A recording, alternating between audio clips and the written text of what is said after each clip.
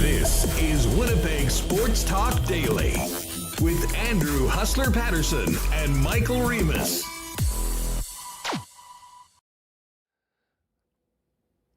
What's going on, everyone? A big Friday show coming up on Winnipeg Sports Talk Daily. Andrew Paterson and Michael Remis with you for the next couple hours, discussing the end of the season for the Winnipeg Jets. Stick a fork in them. They're done, and went out with a whimper yesterday in Las Vegas, getting thoroughly outclassed by the Vegas Golden Knights, who sent them to the golf course in 5 games with 4 straight wins after dropping the first game of the season. Listen, it was a dismal performance by a team playing for their season and playing for their lives. But unfortunately, it's something that we've seen before from this group on a number of occasions. I mean, this had all the vibes of Game 6 in St. Louis in 2019, which was a complete no-show. Couple goals late in the third period, put lipstick on a pig and made the score look better than it really was. And, you know, the Jets pulled the goalie for 8 minutes, get one. Vegas more than happy just to run the clock out, not putting any into the empty net, and 4-1 completely flattered the visitors. But this is so much more than an incredibly disappointing way to end a series and a season. This really does feel like it is the end of an era here in Winnipeg. And while the team showed absolutely no fight or passion on the ice last night, head coach Rick Bowness did all of that and more after the game in one of the most memorable post-game pressers, certainly in Winnipeg Jets 2.0 history, if not number one on the list, which got people talking around the hockey world and probably set up a very uncomfortable flight back from Vegas for the Winnipeg Jets. We're going to be all over this today, and we've actually expanded the show. I mean, we're going to have Scott Billeck jump on. Brandon Rewucki's going to come on with his thoughts. Jeff Hamilton, though, is going to join us in a few minutes from Vegas just before he gets on a plane to come back. Jeff, of course, was in the room asking Bones the questions yesterday. And Mike McIntyre from the Freep as well is going to jump on a little bit later on. Hey, a quick shout out to Colorado Lowe's. Appreciate the gifted memberships for everyone in the chat. Very nice of you, Colorado Lowe's. And shout out to Ben Howard, who just dropped a super chat in and said, you guys should have the Bones necklaces on after that post game. I got to tell you, the Bones chain is right here. And I think I can speak for some, if not the majority of Winnipeg Jet fans, that says good on you, Rick Bowness, for dropping the veil and saying exactly what needed to be said yesterday. We'll play that for you in just a second to get things going before we bring in our guests. I do want to thank the sponsors that make Winnipeg Sports Talk happen every day. And of course, if you've joined us through the playoffs or you're new around here, hit that red subscribe button because with the season ending, we're not going anywhere. And much like last year, I imagine some of our biggest shows and best conversations on this program are going to be throughout this offseason that begins now and starts a little early than I think most people expected, at least, you know, considering the way this series started. But man, there is a lot of change coming to this Winnipeg Jets team, or certainly should be, and we'll get to all of that coming up. But thanks to Modern Man, Aquatech, Manitoba Battery, Canadian Club, Vita Health, Fresh Market, Wallace & Wallace, F Apparel, the Nick and Nicky DQ Group, Princess Auto, Consolidated Supply, Royal Sports, Boston Pizza, Little Brown Jug, Aikens Lake, Breezy Bend, Country Club, and of course our betting partners over at Coolbet, and plenty of fodder for the why not question of the day today for our friends at Not Autocorp over at Waverly and McGillivray. Before we bring in the hammer, let's get Remis in here to start things off. what a dud last night. But I can't say I'm surprised. I mean, as I say, it felt like Game 6 against St. Louis, and you were mentioning beforehand, in a lot of ways, it sort of felt like the way they went out against Montreal in that fourth game, somehow getting to overtime, but another complete no-show for a team that had every reason to leave it all out on the ice. Yeah, we thought maybe we'd see a Game 6 back here in Winnipeg, but it wasn't to be. And, I mean, you're going to the game, and you think, okay, maybe they'll give it a shot here. And you get scored on 1 minute into the first period. And a lot of the stuff that you saw were the same habits that were during their slump in January, February, and part of March as well. And part of that slump was what? They got scored on like 3 minutes into the game. There was a long streak there. So Rick Bowness did mention that it was the same crap, I believe was the term he used. And, I mean, you watch that game, and it was hard to have any optimism at all, and it did bring back a lot of memories. As you said, the Blues, Game 6, and that Montreal Game 4, which did go to overtime, and I tweeted at you. I mean, I remember watching that game.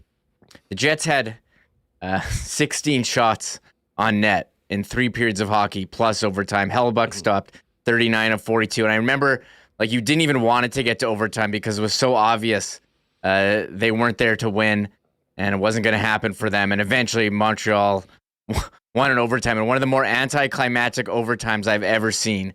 So, and it's just another one on the list. And Rick Bowness had those comments in postgame. We should get to them before Jeff, he asked the questions. And a lot of fans responded in our Twitter, on our Instagram, saying, thank you, Rick Bowness, for saying what a lot of us have been thinking. And, I mean, the Jets, what you said, went out with a whimper, but Rick Bowness certainly went out with a bang there. Oh, this was a nuke. This was an absolute nuke from Bones. And Rick Bowness is in a very unique situation. He's as experienced as anyone in hockey. He's seen it all. He's been around highs, lows. He's been in the game for 5 decades. I doubt that he's ever been as disgusted with his hockey team. And he used that word disgusted. We'll play it for you in a minute. About the club last night. And, it was so clear, and I'm interested to have Hammer come on in a few minutes to talk about it. It was so clear that this was building for weeks and months, really, through the second half of the season. And we've talked plenty of in this show how Rick had at times sort of changed his tone because the truth serum that came out at the start of the year when the team was winning, I don't think some players reacted well to it. Well, I can tell you a number of players didn't react well to it. And, they didn't react well to a lot of things, to personal challenges. When was the last time you've heard a coach on a number of occasions lean on the pride of his team? I mean, that is such an indictment. But to be honest, it was accurate, it was appropriate, and it had to be said. And we've had so many conversations over the last 4 years about some of the top players on this team, the quote-unquote leaders on this team. Mark Scheifele wasn't in the game last night. He obviously is a central figure in all of this. I can't say enough about what Adam Lowry's done, at the end of this season through the playoffs. Without Lowry, I don't even think this team makes the playoffs, to be perfectly honest. And you knew it was going to be difficult without Scheifele and without Morrissey. And I know Ehlers came back and gave it a go yesterday. But a complete disappearing act, as you'll hear from Rick Bowness, on the most important players on the club. Pierre-Luc Dubois, Kyle Connor at the top of that list. It really was something. So Hammer's going to join us from Vegas in just a second. But in case you have not heard this already, we'll play it for you in its entirety. It doesn't take very long. This was Mount Bowness erupting after the Jets were bounced from the playoffs last night in the Stanley Cup post-game media scrum with Hammer, as well as Ken, Murat, and the other assembled media that were there in Vegas. Overall thoughts, I'm so disappointed and disgusted right now. That's my thoughts. Where does the disgust come from? Pardon me? Where does the disgust come from? No pushback. But it's the same crap we saw in February. It was. That's why so as soon as we were challenging for first place and teams were coming after us, we had no pushback. This series, we had no pushback. Their better players were so much better than ours, it's not even close. Feels like you've been holding these feelings on for a bit. Is it just out of tonight's game or finally wanted to release that? It started back in January and February. What is it about this team's leadership core or the top end players? We've talked all. We got to push back. There's got to be a pushback. There's got to be pride. You got to be able to push back when things aren't going your way. We had no pushback. Their better players were so much better than ours tonight. They deserved to win. They were the better team in the regular season. They were the better team in this series. Anything else? Good. Thanks. All right. Short and sweet from Rick Bowness, but 56 seconds of heat that are going to resonate for a long, long time in this city with this fan base and certainly within the organization. Let's bring in Jeff Hamilton right now, who's kind enough to give us a few minutes before he jumps on the bird back to the peg. Hammer, we don't even need to get into the game. We all saw what happened last night. But I have to ask you, you've been in a lot of these media scrums before. You've spoken with coaches over a number of years in different cities here in Winnipeg. You've covered this Jets team for a long time. What were you thinking when you were hearing Rick go off the way that he did? And where does that rank in the most spectacular quotes and clips we've heard from a head coach, considering everything happening around the team? Huss, well, first of all, thanks for having me on. Secondly, I've never seen anything like that before. We've seen Rick Bowness be honest this season. We've seen him be blunt in certain occasions. And as you mentioned earlier in the show, we've also seen him be soft a little bit as the season went on, right? I mean, as this team was on the brink of missing the playoffs, he stopped kind of taking that approach. And as you mentioned, by mid-January, really from the start of that 5-game road trip, and then through February and then early into March, I mean, this team was something like 7-12-2. So, you could tell that, that wasn't getting through to the players. And clearly he just hit his breaking point. I mean, when I watched him come into the room and then when he sat down, I wrote it this way, like his eyes were watering with rage. Like he was ready to say something. You don't see it on that clip, but he gets to the podium there and he goes, all right, this one's going to be short and brief. I think his message was to walk out of there in disgust, and certainly,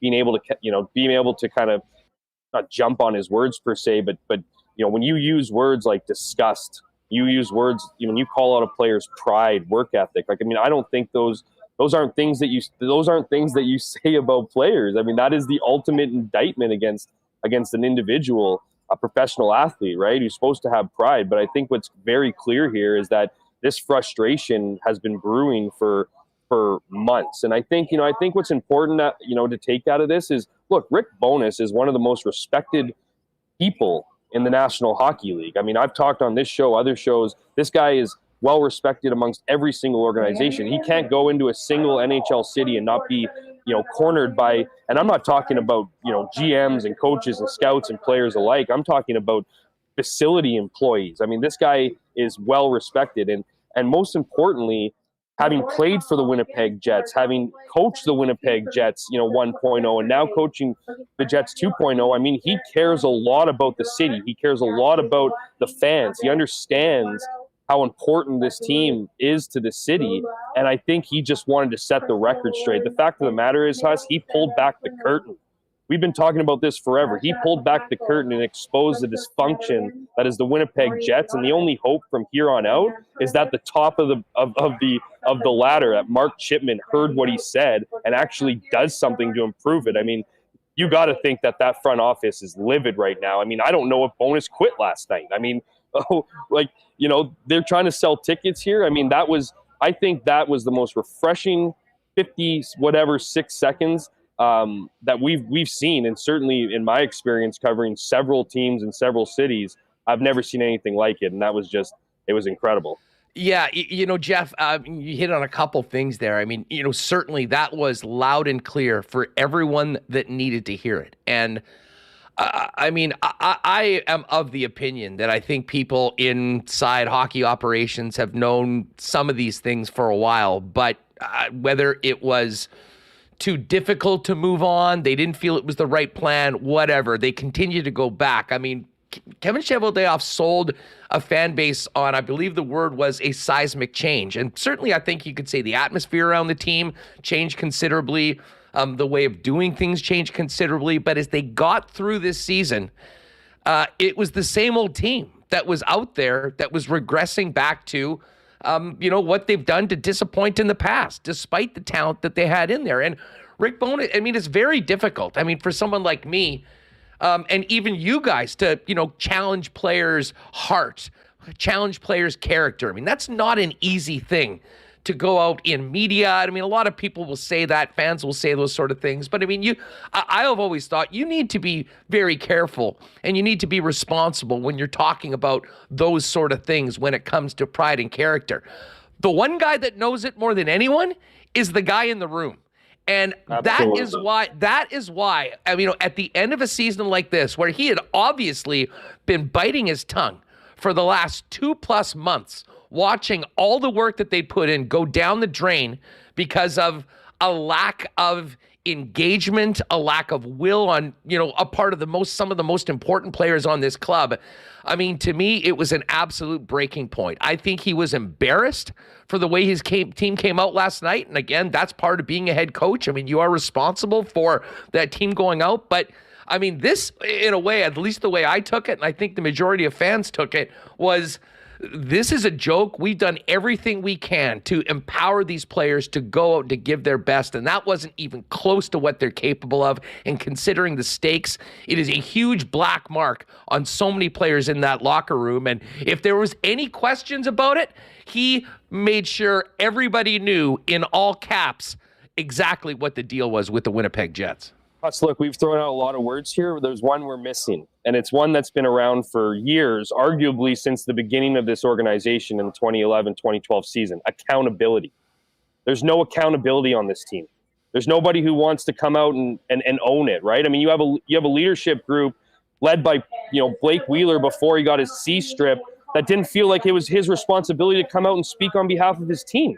I mean, Adam Lowry is the exception. Josh Morrissey is the exception. Mark Scheifele doesn't care about talking about his game. He doesn't feel like he needs to be accountable to media, which is a conduit to the fans. I mean, this has been a problem for how long? I mean, you'll recall how many years ago was it under Paul Maurice when I was asking about questioning accountability, right? Which you're right. It's a sensitive topic. It's a sensitive thing to question a team on, but we've done it. I mean, I did it years ago when Paul Maurice told me he could make me cry in that room.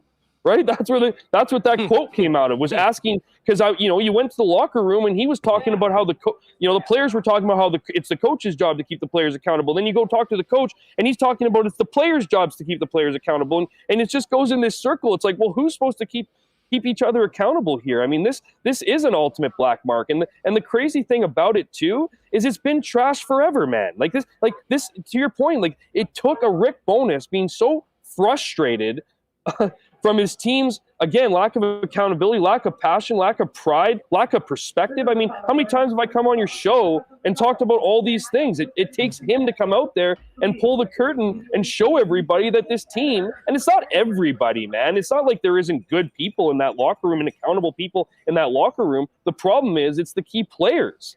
It's the Blake Wheelers, it's the Mark Scheifele's, it's the, Pierre-Luc Dubois. Let's face it. I mean, he's played well for the Jets, but he was checked out the last month. And how about that game last night? I mean, that you could throw that in his highlight reel clip with the Columbus Blue Jackets. He's gone, man.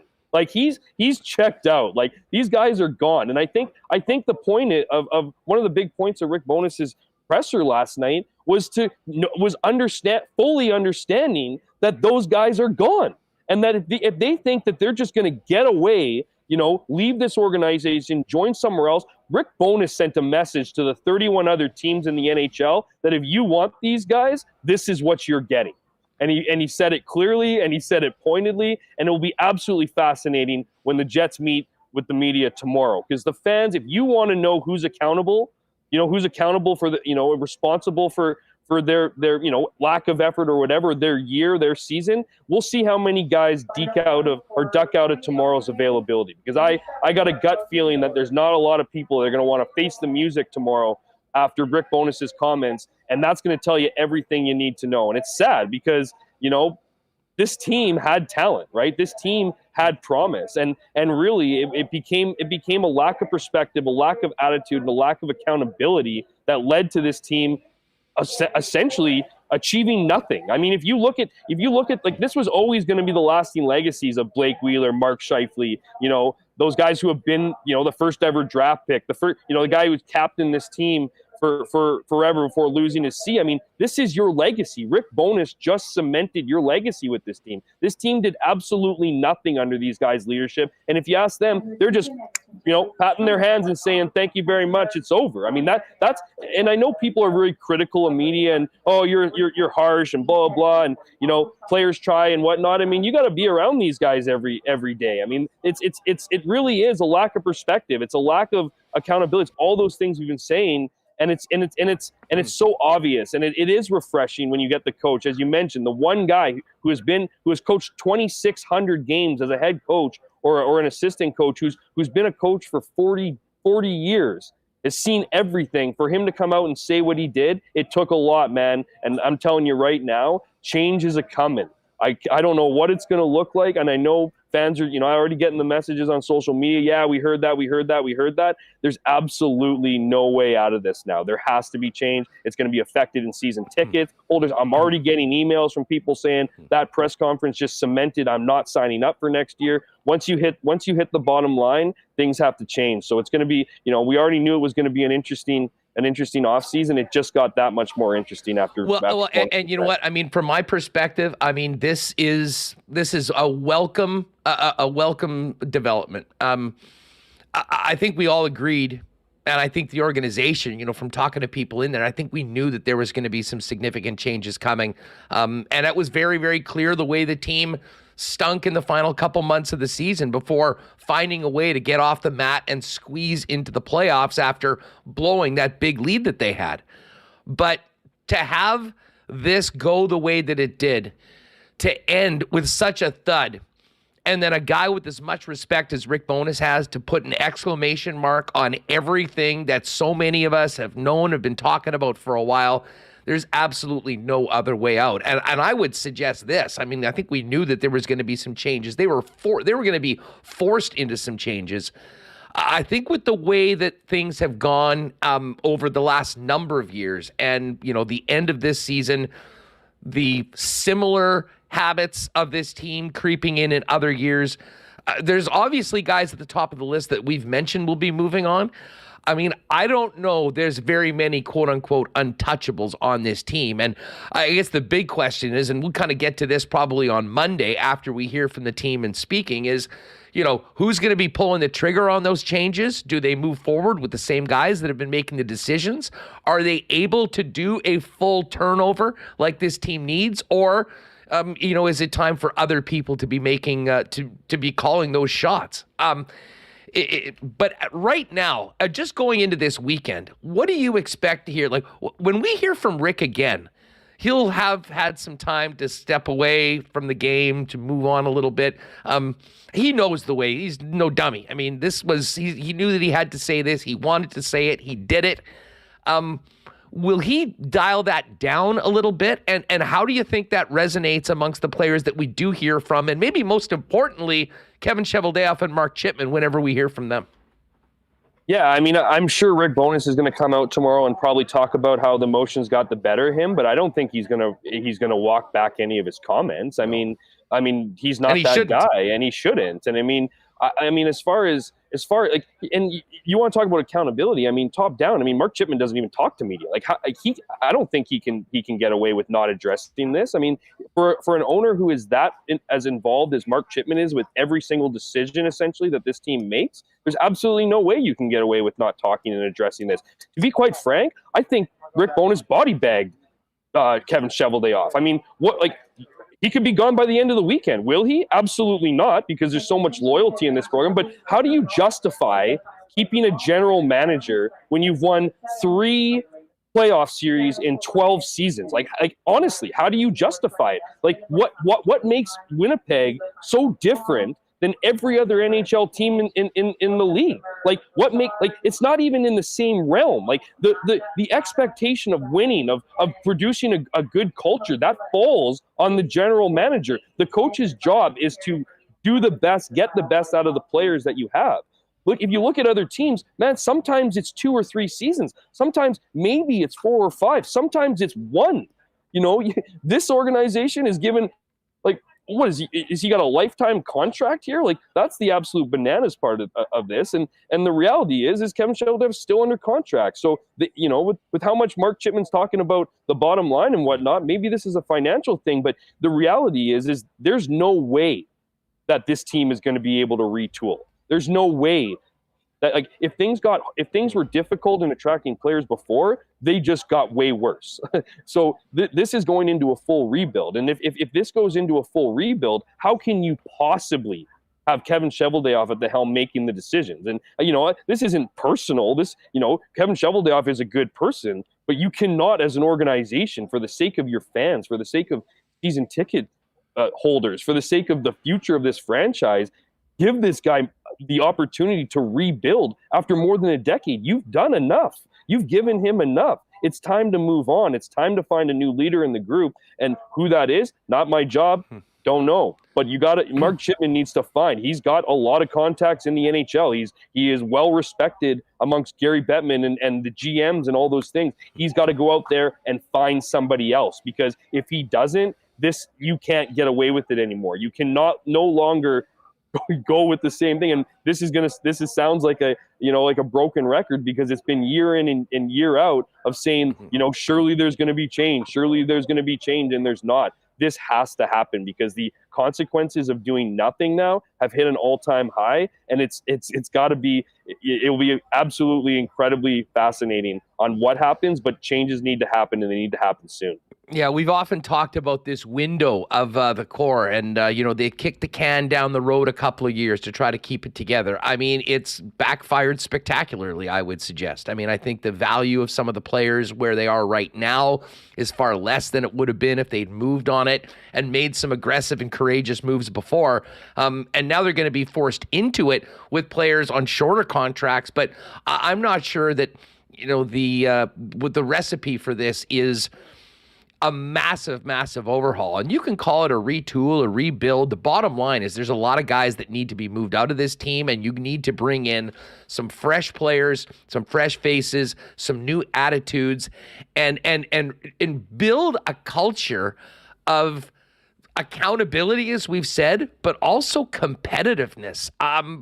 So many times we've seen this team wilt, and this series was maybe a perfect example of that, Jeff. We saw the best of the Jets early on, and when the opponent stepped up their game and challenged them, absolutely faded. And there's so many people with a hand on this right now. We're going to be talking about it all day, but, I mean, tomorrow will be, just before we go, because we'll bring in Billeck on, you got to get on the flight. These availabilities tomorrow will be, and there's been some very memorable ones in the past at the end of disappointing seasons here in the PEG. Who speaks is a big question, and what we hear from others, because it could very well be a farewell or a swan song from a number of players that have been here in the PEG wearing a Jet jersey for a long time.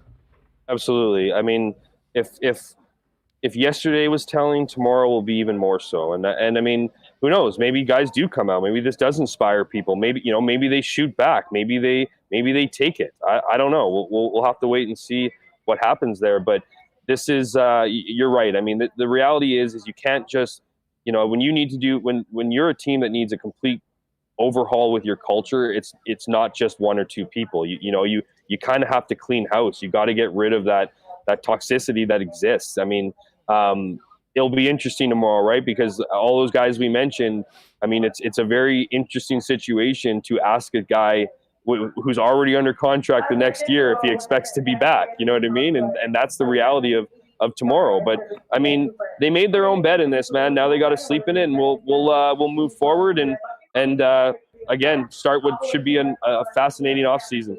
If it didn't already get underway yesterday. I'll tell you what. I mean, it was started the second that final buzzer went, and I mean, Rick Bowness kicked it off with as I said, an absolute nuke yesterday for this team and the organization. And certainly is going to give us a lot to talk about over these next few months. Listen, really appreciate you jumping on with us on short notice before you jump on that plane. It's going to be a very interesting weekend. We'll have more time to chop this up on Monday. Really looking forward to having you back on our usual slot and getting to all of this in the shrapnel coming out of last night in this season, Hammer. Appreciate it, Huss. Anytime I can hop on, always love to. And shout out to the commenters, viewers. They're the ones that make the show. Good stuff. Well, actually, there's a hell of a lot of them here, and I knew this was going to be a massive show today, but over 800 already this early in the program. Welcome, everyone. If you are new here, make sure you hit that red subscribe button. Winnipeg Sports Talk is where you're going to want to be on a daily basis throughout the offseason, covering everything happening around the Winnipeg Jets. Of course, subscribe to the YouTube channel. If you can't join us live, it's there for you at your convenience. And make sure to find us on podcast wherever you get your favorite pods. Search Winnipeg Sports Talk, hit that subscribe button, and the audio will be there in the afternoons, Monday to Friday, right after we finish our show. We're going to continue with Billeck. We'll also have Brandon Rewucki a little bit later on, and Mike McIntyre for their thoughts on the end of the season. Just before we do that, got to thank our friends at Modern Man Barbershops. Now with 8 locations in Winnipeg, including 2 new locations on Pembina Highway, right near the university, or Plessis Road out on the east side. Modern Man Barbershops offer a variety of grooming services, including haircuts, beard shaping, shaves, color services, and more. Book your look via modernmanbarber.com and make an appointment there. Or, of course, you can also follow them on Instagram at Modern Man Barbershops. Well, the offseason's here for the Winnipeg Jets and their fans. Thinking about summer? Why not make 2023 the year you take the plunge with Aquatech? Visit aqua-tech.ca to design your own custom pool. Their team can provide on-the-spot pricing for designers as well as financing options that suit you. And in addition to the outside of your home, whole home renovations start with Aquatech. With thousands of renos as their foundation, let Aquatech upgrade any space in your home. Aquatech is ready to make your reno dreams a reality. Learn more about design, pricing, and financing options at aqua-tech.ca. Well, the power has gone out for the Jets, and we're on to the offseason, but the good times keep rolling at Manitoba Battery, celebrating their 10th birthday with more sales for everyone getting ready for summer fun. Right now, they're blowing out golf cart batteries. For those of you that obviously enjoy the Manitoba courses or rip around from lot to lot during the summer from your getaway. 6-volt golf cart batteries are $167. 8-volt golf cart batteries are $177. And those prices include free delivery anywhere in city limits. And when you return your cores to Manitoba Battery, you'll receive another $17.50 off what's already the lowest price in Manitoba for golf cart batteries. Get them now so you can be ready for May-long weekend and summer fun. The sale goes from now until May 6th. Pop by and see them at 1026 Logan Avenue. For more information, check them out online at manitobabattery.com. And a big cheers to our friends at Canadian Club, Canada's favorite Canadian whiskey and the official spirit of the Winnipeg Blue Bombers. CFL preseason coming up later on this month, or training camps at least. Preseason coming up. Won't be long before we're enjoying CC at the Rum Hut and Canadian Club and Ginger at IG Field. But the CC and Ginger is available now in 473 milliliter cans at your local Manitoba Liquor Mart and beer vendors. All right, let's get Billeck in here for his thoughts on last night. Scott Billeck of the Winnipeg Sun next up on a packed edition of Winnipeg Sports Talk. I don't even know if you want to talk about the game. It was so forgettable for so many unfortunate reasons. But Scotty, as I said to Hammer, you guys have been in a lot of these scrums for a long time. What was your initial reaction when you saw Bones drop that heat for 56 seconds and then walk out? Can I say it? Can I say holy shit? Yeah. Because that's the first thing I said. I was like, holy shit. Like, this guy has said exactly what a lot of us have written over the years, a lot of what fans have thought, and the things that I've seen in my emails and my DMs and just talking amongst reporters and talking with you guys on these types of shows. And Rick Bowness just came out and he he literally did like a 1-minute autopsy on this team, pointed out all the problems with this team in a single minute, and then got up and walked away. It was the best mic drop I've ever seen from a head coach in the NHL. But and so that was the holy shit moment. But like the real thing was just like this is a guy who's seen it all in the NHL over 5 decades. He's been the Cup final with Dallas. He's watched a team build with the Tampa Bay Lightning. He's been on teams, inaugural years of teams. This guy's been everywhere. And for him to come out, and I don't think he was just pointing the fingers at the players last night. He was pointing the fingers all over the place. I think he pointed the finger all the way up the top of the ivory tower last night. I think he pointed it right at Mark Chipman. I think he pointed it at Kevin Cheveldayoff. I think he pointed it at, obviously, the players. But, like, I mean, you look at where this team has been since its quote-unquote glory days, which was essentially a year and a half. Where's it gone to? And we have talked about, I mean, it was the players last year that essentially came out and questioned, the inner workings, the inner dysfunction of this team, the pride and the accountability and all that stuff, playing for one another. And now you have a brand new head coach to this team come in, and after a year with the team says the exact same thing essentially. And he had no real, a base to go off of last year. I mean, he said it all year. I wasn't here. I didn't see it. But he comes out at He's the seen end it of now. this year. Exactly. He comes out at the end of this season. At the end of at the worst moment for those players, the hardest for anybody there to take it. You get bounced from the playoffs, and he says the exact same thing. And I'm sitting here and I'm wondering to myself, what the hell has changed with the Winnipeg Jets? Well, and never mind this year. I mean, I was saying earlier, and I tweeted this out, that game, the way they came out, the way they were just completely outclassed on a different level when it comes to compete, I mean, you name it. It reminded me of Game 6 against St. Louis in 2019. Yeah. And it got me thinking this team went rotten in the second half of that season. We saw, a precipitous decline from where they were at the top of the entire league with one of the most talented rosters in the league, bowing out in the first round. And if you recall that series, they lost the first two at home, came back and won the next two in St. Louis. We're up 2-0 in Game 5, and we don't need to relitigate that, but a harsh memory for a lot of fans. And then to go to St. Louis and just a complete no-show. And I know they just got a shorthanded goal and one that ended up being like 3-2 on the scoreboard. It wasn't even close. But in a lot of ways, thinking about that game last night, watching what was happening with the Vegas Golden Knights, just made it more clear that we've known, and certainly management should have known, that there were big problems dating back to that point. And whether it was the head in the sand nature of not wanting to believe it, having too much invested in it, they've basically been spinning their tires trying to make this work for the last 4 seasons since that point. And it's been getting progressively worse. And we saw it end with a thud last night. I think it includes the entire core, this entire group, many of the top players on this team. And there was no holding back for Rick Bowness. And if anyone around this team or anyone that pays attention wasn't entirely convinced that was the case, Rick told us in all caps in 56 seconds yesterday after the game. Yeah, and the thing, I don't understand. So, I get it. There's a lot of, I don't know how many are in the chat right now, and I don't mean to single you guys out, but there is a sect of this fan base that has the rose-tinted glasses on, and in Chevy we trust hashtag and all that crap. And we're at a point now where how do you trust management here? You literally brought in a head coach to try and change the culture around, and he came out to the podium last night essentially screaming uncle and waving a white flag. There is no way back.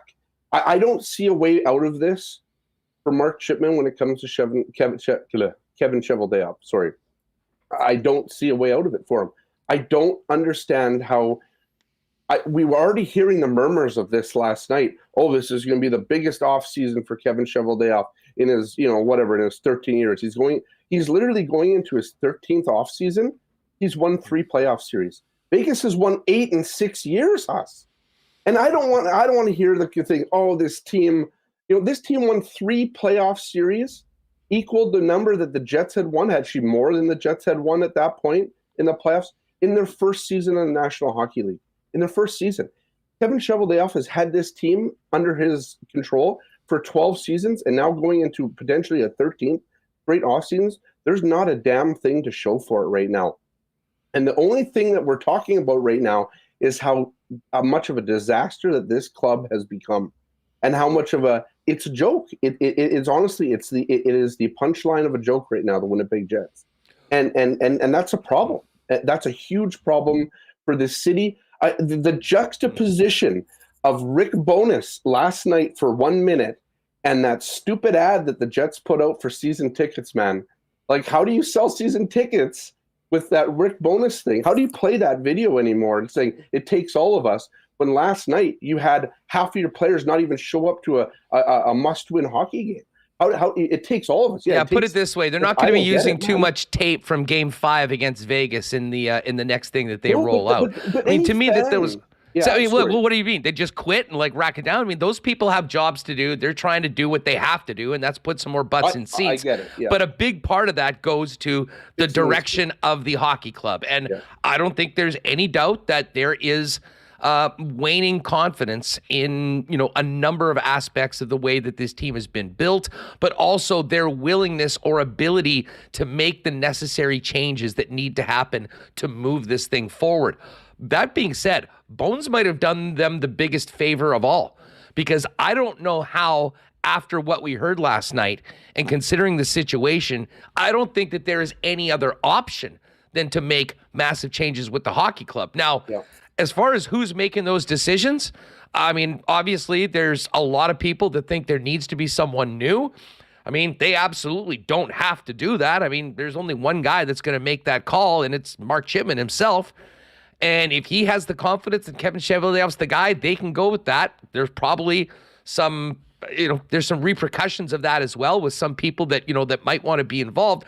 But here's the thing, no matter what, whoever the person calling the shots is, I think that it's never been more important that this team lays out the roadmap of where they're going for the people that support this hockey club right now, because the team and the fan base has been banging their heads against the wall for 4 straight seasons without really any results to show for it, and diminishing value of the assets that are now probably going to be moved.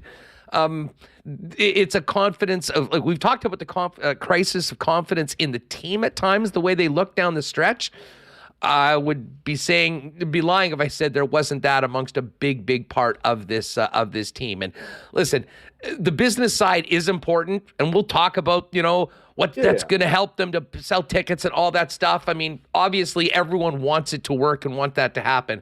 But as far as just the hockey conversations, this team has to look massively different. And I'm not just talking about Scheifele and Dubois and potentially Hellebuck because of where their contracts are. Right. I mean, there's never been, I'm not sure there's a team in this entire league that needs more massive and thorough turnover than the Winnipeg Jets right now. And if you didn't believe it, you better now after hearing what Rick had to say last night, because he's in the middle of it. No one's more experienced. No one's closer to it. And if there was any doubt, there shouldn't be any more. No, 100%, Huss. And that's, I just don't understand. I don't know where this team goes, because you could try and sell a rebuild to this team, but then you really have to clean house, right? And that means also trading Ehlers and Connor. And the only guy you probably keep around is Josh Morrissey, because he signed for 5 more years, right? That's the only guy that you can really think that you can keep on this team, because as soon as you try and start rebuilding now, okay, you get rid of the contracts now, but then you have another 2 seasons and you have more contracts that you have to worry about. And are even those guys going to want to stay? And then, okay, so if you don't do that, do you want to try and retool on the fly? Well, this team needs such a massive operation to retool on the fly. Like, there's no identity on this team, right? This team got beat up and down the ice by Vegas in all but 1 game in 1 period. And you look at Vegas, you look at their defense core, you look how big all those guys are, how long it took for them. Well, it took them less time to put it together because they've had it, but they've had some really good players. That team has an identity on its defense. You watch them, how they collapse, how they block shots in that series, how they didn't let a lot of things get through to Laurent Brossoit. That is a style, and that is a type of team that you have to build by getting players to do that. there's so much that has to be done. It's not going to take one off season. You literally cannot change the fabric of a team like that unless it all, like, I mean, every star would have to align for you to go out and get this player and that player and this player and all of them to play that way. But the problem, and the other problem, you have a team right now that has a bunch of players that seemingly don't really want to be coached. You know, like, and when the shit hits the fan with this team, there are guys that just go on their own ways. They start pulling on a different rope than the rest of the team, and it's selfish. It's embarrassing for the players that do that. But the problem is that you can blame the players fully, but this is something that this team and this management group let get away for years, and that's the other problem, right? Like, don't tell me Mark Chipman didn't know that there was culture issues with this team, right? Don't tell me that. Well, I know Kevin Cheveldayoff, but they turned a blind eye. They neglected the incompetence within this team to kind of have the culture. They let one or two players dictate where some of their best players would go. Patrick Laine is not on this team anymore because of Blake Wheeler and Mark Scheifele. I mean, that's just the truth of the matter, and that's a problem. You have to really change who leads this team and who is actually running this team.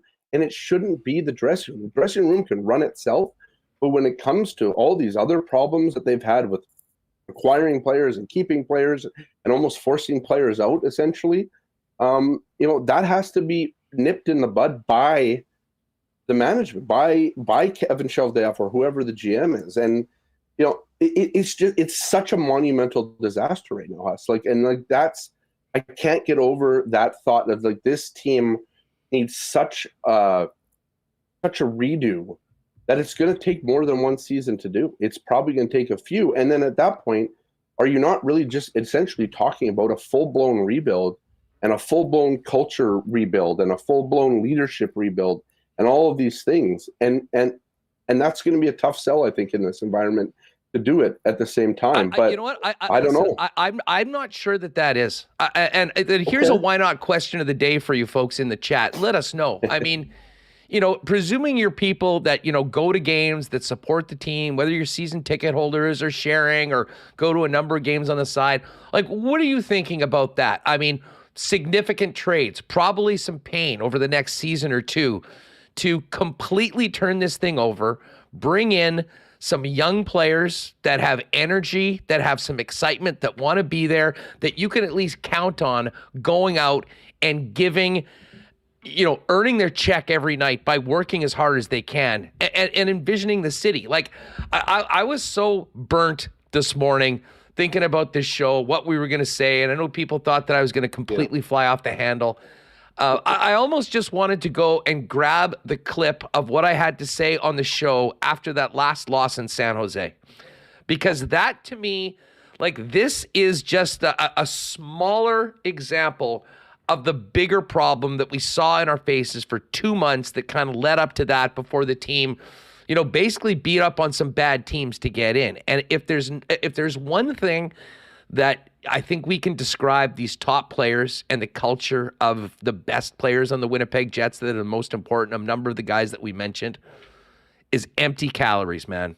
Like, you know what? They'll get their 2-1 when they're playing against the Ducks, and everyone's getting on the score sheet when you're taking on the Chicago Blackhawks. The minute they got challenged by legit playoff teams, and a team like the Vegas Golden Knights that had a big pushback after they looked so great in the first little bit, they just wilted and fell apart. And there was absolutely, and I'll use Rick Bowness's terms, there was no pushback. We've seen that over and over again. And that is why Rick Bowness talks about things like character and pride. And I guarantee you, in his 50 years, I don't think he's probably ever had a rant that's even close to what he had to say yesterday, because it's so rare to be in a situation that you would call out a team like that and go there. But he did. And as I say, this is for anyone, and both outside of the organization, but more importantly in, that maybe wasn't fully on board with what needs to happen. I think we know it right now, but I do think a lot of fans, like, they know the same thing. Like, is that not obviously what this team has to do? I mean, literally, and we call it blow it up. I mean, and hey, let's face it. This is a team that mantra the whole along from coming in Atlanta was drafting and developing. Well, got away from that over the last few years thinking that they had this Stanley Cup contender. This team isn't contending for anything right now with the way that it's made and the guys that they are leaning on to be the guys to take them there. I think they've realized that, and they have to make these massive moves. And you know what? If it is for some picks and some younger players that might not come in with that sort of resume, I think people will be fine with that. The one thing people won't be fine with is trying to make a few little changes around the periphery of it and then sell it. Hey, you know what? We still believe in these guys. The belief is long gone. That left the door for most people a while ago. And any people that were still there, I think, walked out along with Bones last night. I mean, I 100% agree. I mean, I think if you do nothing but like, you know, a little minor surgery here and there, this team will kill itself, right? I mean, that's essentially what will happen. It will. So we want to say right now that this is 100% an NHL city and all that stuff. But if you disrespect your fan base by trying to pull the wool over eyes and trying to say, oh, this isn't fantasy hockey, you know, that stupid comment that was made during that thing. And really, like, you can only disrespect your fan base for so long before they turn on you. And we're at a point, in my opinion, that, I mean, this has to be, this summer has to be handled with a surgeon's precision. It has to be, because they're teetering on a knife edge by what, in my opinion, has been just complete neglect of the fan base over several years, and thinking that, and the arrogance that, like, I don't think they're even teetering on it, dude. I think they've gone way over the edge. I mean, I think that had been happening. I think, like, that ship has sailed. Right. So, everyone knows. Let me ask you this, though, as we get to tomorrow, because Brandon's going to come on, and I'm interested to get his take on all of this, but what do you expect to hear tomorrow from the players? And quickly on Bones, I mean, is he the guy next year? Did he just quit in front of him? I mean, I think that's a legitimate question considering where he's at in his career, the fact that he doesn't need it, and how exasperated, depressed, and it sounded like damn right embarrassed he was about what he's been working with for the last year.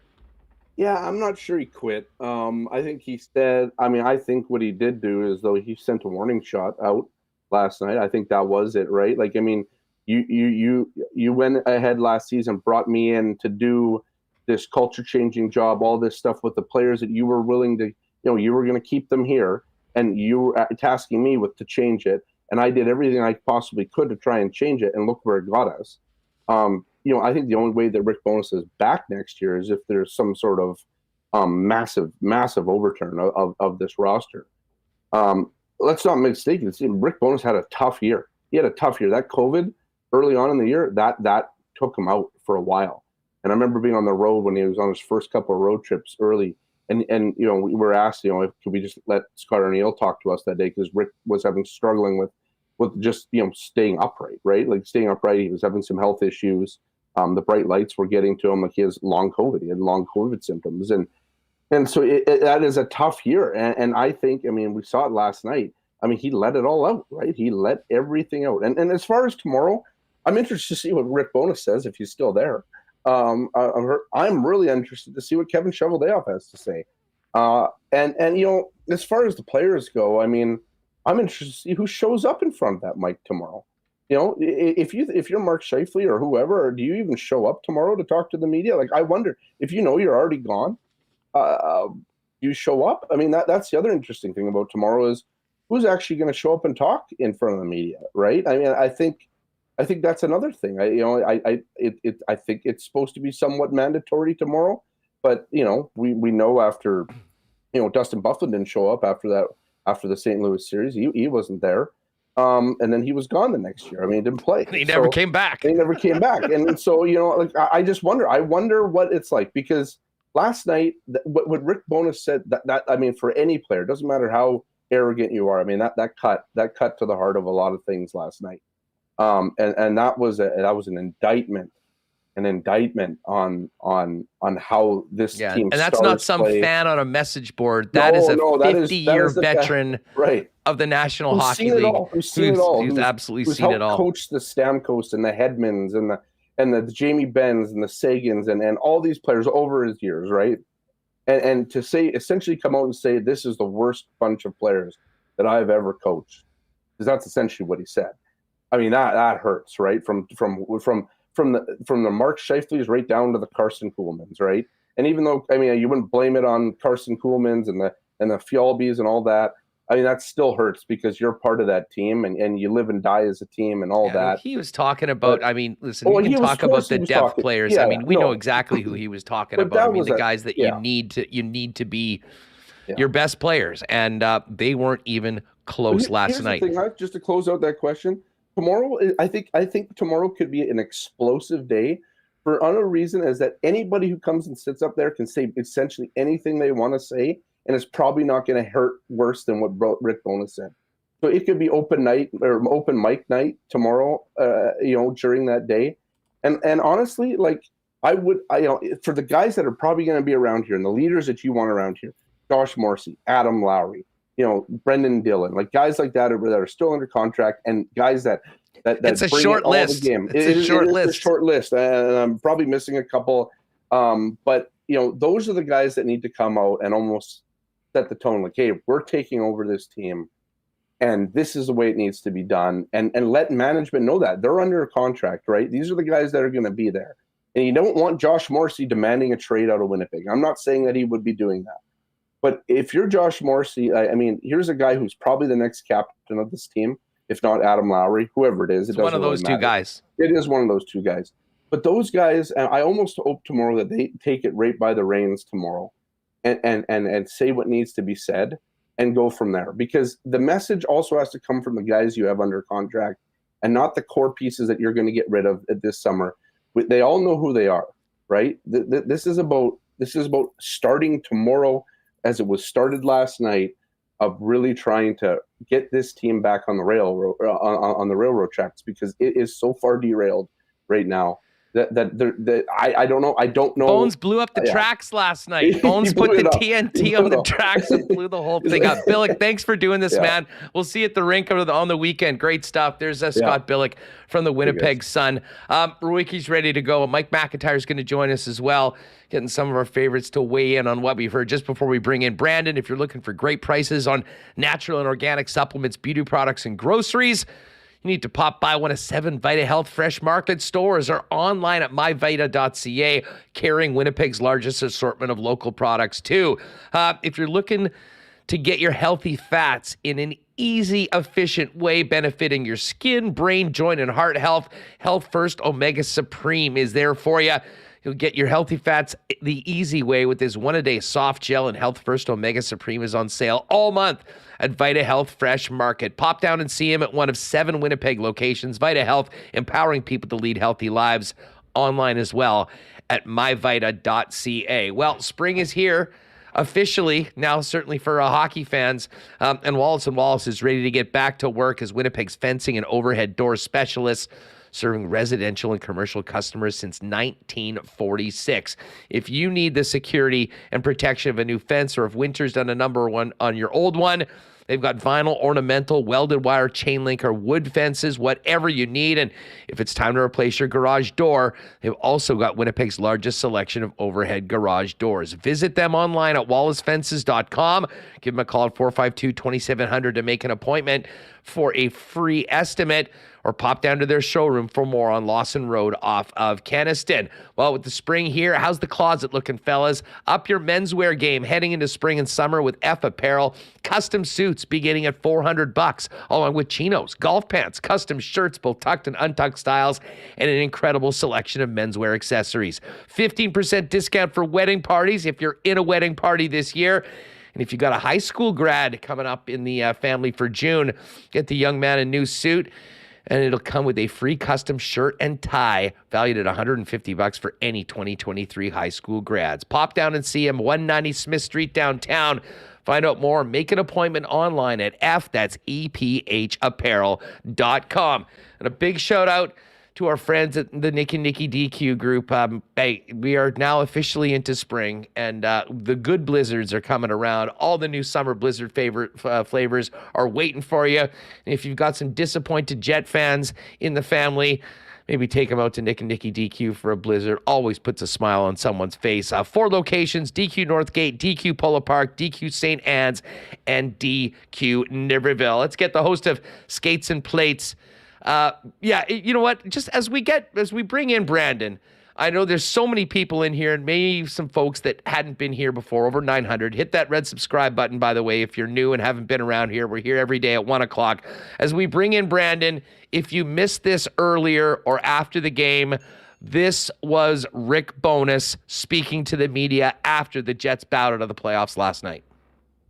Hi, Rick. Just overall thoughts on that one. What do you think? Overall thoughts, I'm so disappointed and disgusted right now. That's my thoughts. Where does the disgust come from? Pardon me? Where does the disgust come from? No pushback.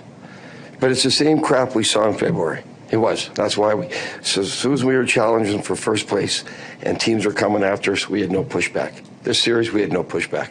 Their better players are so much better than ours, it's not even close. Feels like you've been holding these feelings on for a bit. Is it just out of tonight's game, or finally wanted to release that? It started back in January and February. What is it about this team's leadership core or the top end players? We've talked all. We got to push back. There's got to be a pushback. There's got to be pride. You got to be able to push back when things aren't going your way. We had no pushback. Their better players were so much better than ours tonight. They deserved to win. They were the better team in the regular season. They were the better team in this series. Anything else? Good. Thanks. All right, let's bring in Brandon Rewucki. Brandon, we've been doing this for a while, following this team since 2011. I haven't heard anything like that, even through the entire Paul Maurice era. Whatever about the game. I think we all know why Rick Bowness said what he said. What was your first reaction when you heard Bones go off the way he did after last night's tilt? I guess it's about time somebody said the truth. I mean, you kind of hoped it was maybe somebody on the actual team that's gone through 3 different coaches in less than 2 years that would, hold a little bit of accountability to that. But, Paul Stastny said the same thing. He was shipped out, and now Rick Bones is, basically echoing that same sentiment. And I think we're all on Team Bones here. I don't know. I mean, you can fault Rick Bowness for some of his lineup decisions, I think, this year, but he did his damnedest to try to get this team to give a crap.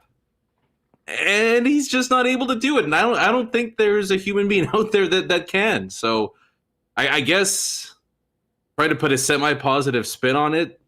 Maybe this is finally the wake-up call, the splash of cold water in the face that's needed to necessitate major change here. I just don't know how you could do anything else after one of the most decorated leaders in the NHL last year says something similar. And then the head coach is basically at a loss for words in some mixture of rage, almost on like he doesn't know what to do anymore because what else is there to say at this point, right, Huss? Yeah, I mean, it wasn't even a minute, but it said everything, and it speaks volumes about where this team is at. And listen, I mean, the performance on the ice told us all of it. In a game with their season on the line. And to me, this was more about the big picture, about how things fall apart, what he learned about his team in the second half of the season. Bones,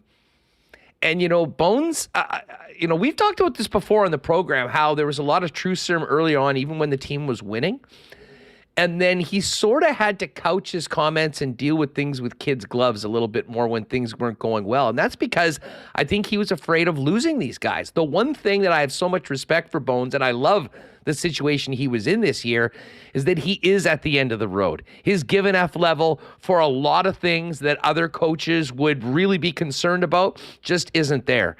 And he has the ability to drop the truth that needed to be done. And, listen, he tried a number of things, including, benching his top line for a little while, which happens all around the National Hockey League at times. We saw what the response from some of those players were for an extended period of time, and we knew that he was just trying to hold things together enough to get them across the finish line, which, to his credit, they did at the end of the season. But it is so glaringly apparent, Brandon, that Rick Bowness ripped the Band-Aid off, if you will, and the moon's for everybody to see as far as what is wrong with this hockey club right now. And, you don't often hear things like pride and disgust being mentioned, but they were absolutely appropriate last night. And how this resonates within management as well as the team, to me, is the most fascinating thing coming out of this into an offseason. We already knew there would be a lot of change, but I think it's quite clear that a ton of work needs to be done with this roster to get them going in the right direction, as opposed to going down this slope that they've been on really since the middle of the 2019 season. Yeah, a ton of work with the organization, I would say. Not just the roster, but I mean, from the top on down there, if you want to have significant changes here, it's got to be all over the place. But, it's funny, Huss, because when that game was winding down, and I like most people, stopped watching with however many minutes left in the third period there. I don't know how much English soccer you watch or follow up on, but recently Tottenham got absolutely blown out by Newcastle. I think it was 6-1.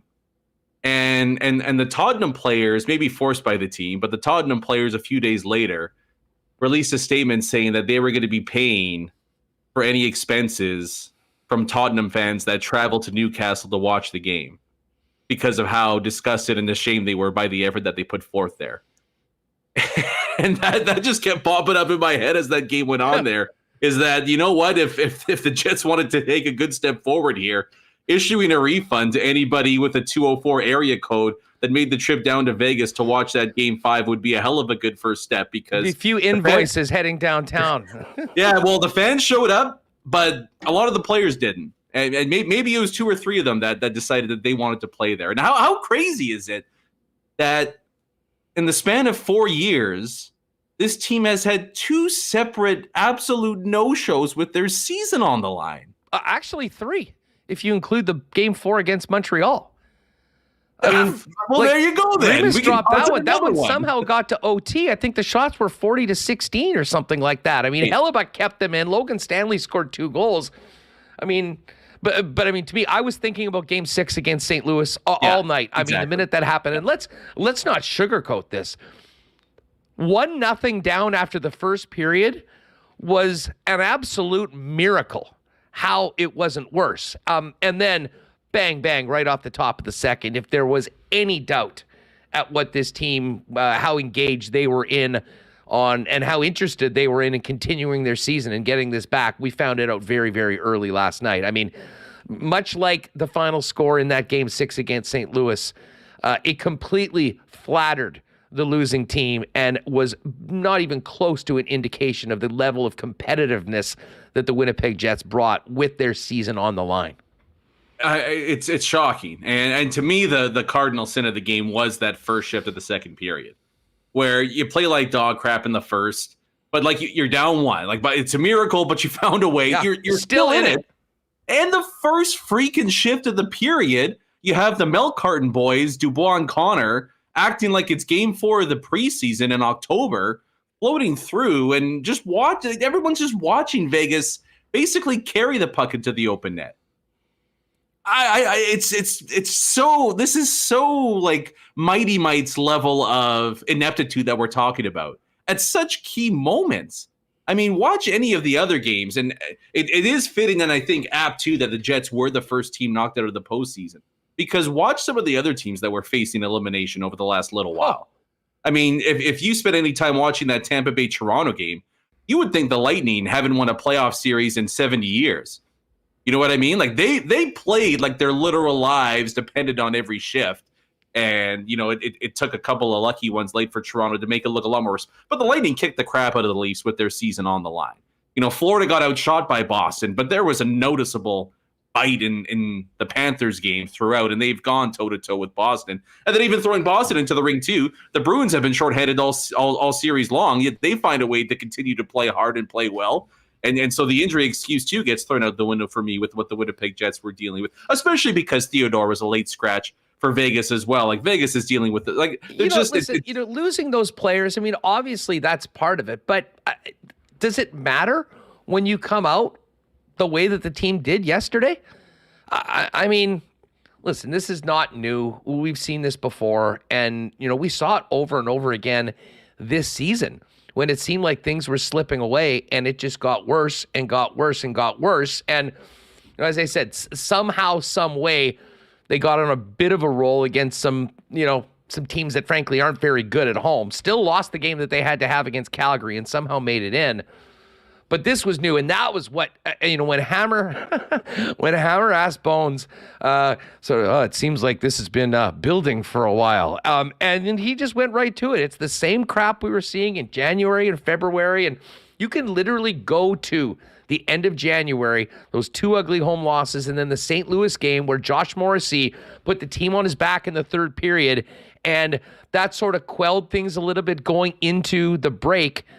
You got a win coming out after the All-Star break, and then it was right back for basically another 4 or 5 weeks of uninspired hockey, absolutely no response to the challenges of Rick Bowness. And I think that he learned all he needed to learn about that club at that point, and then I think did what he could to try to keep things together to get to the finish line, and credit to him for doing it. But man, he let it all out last night, Brandon. And as I said, I mean, the ramifications of this within the organization and within the team are going to be fascinating. There's no doubt. There was a lot of change coming. I'm not sure, though, what Rick Bowness did last night ensured even more drastic changes. Even if the team wasn't necessarily planning on it, I don't know how they go any other way. Good. Exactly. That's how it should be. No, it needed to be said. Sometimes the truth needs to come out. I mean, you cannot just keep sticking your head in the sand and thinking that things are going to get better with the same guys that have been doing the same things for so long. No, I mean, you would need to reach an undefined term of complacency to throw essentially the same group of players back on the ice next year. Yeah. Like you can't do, if you want to be a half serious organization, it is a borderline house cleaning up front, right? Like there's got to be massive shakeup because it's unacceptable. I mean, the Jets are out of the playoff teams. The Jets are the laughingstock. And look at, you probably follow a ton of people that are either reporters or fans of other teams across the NHL, and everyone's just kind of like, what the hell's going on in Winnipeg? Like how does this continue to happen year in and year out? So I guess if you're going to lose a playoff series and you are a fan of, wanting things to kind of get worse before they get better, maybe this was best case scenario that the Jets flame out with a total whimper instead of, pushing Vegas to 7 games and, maybe we could find a way if this and this happened. Like that whole pipe dream is completely out the window here. And, you kind of touched on it at the end with Scott, but I don't know, man, looking at this roster here, I mean, I'll push Hellebuck to the side because that's, goalie for one, but contract status is a little bit of a different thing there. But as far as skaters go, to me, it's Josh Morrissey as an untouchable. Maybe Adam Lowry because of what he brings from a leadership perspective. Those are the untouchables, and that's about it. Like, I think it's open game for just about everybody else on this roster here. Other guys have stepped up at times, but it has been so unbelievably, impossibly inconsistent from everybody else. And that's, I think, being pretty fair to a bunch of the players with what we saw effort-wise out of them in the second half of the season. You can't expect to bring not even all of them back, but the majority of them back. If you want A, fans in the seats, B, dollars spent on your team, and then after all that, we could talk about maybe legitimately competing into the second part of the Stanley Cup playoffs. Yeah, people need to have a level of belief and confidence that, what needs to be done is recognized and is going to happen. I don't think anyone's foolish enough to think that these things are all just going to happen in a matter of a week heading into the draft. You're going to turn over half your roster and you're going to come in being a contender right away. But honestly, I think they almost need a reset in a lot of ways back to the way they very successfully built a really good hockey club that, unfortunately have been hanging on to for the last 5 years with diminishing returns year after year after year, despite knowing more of it.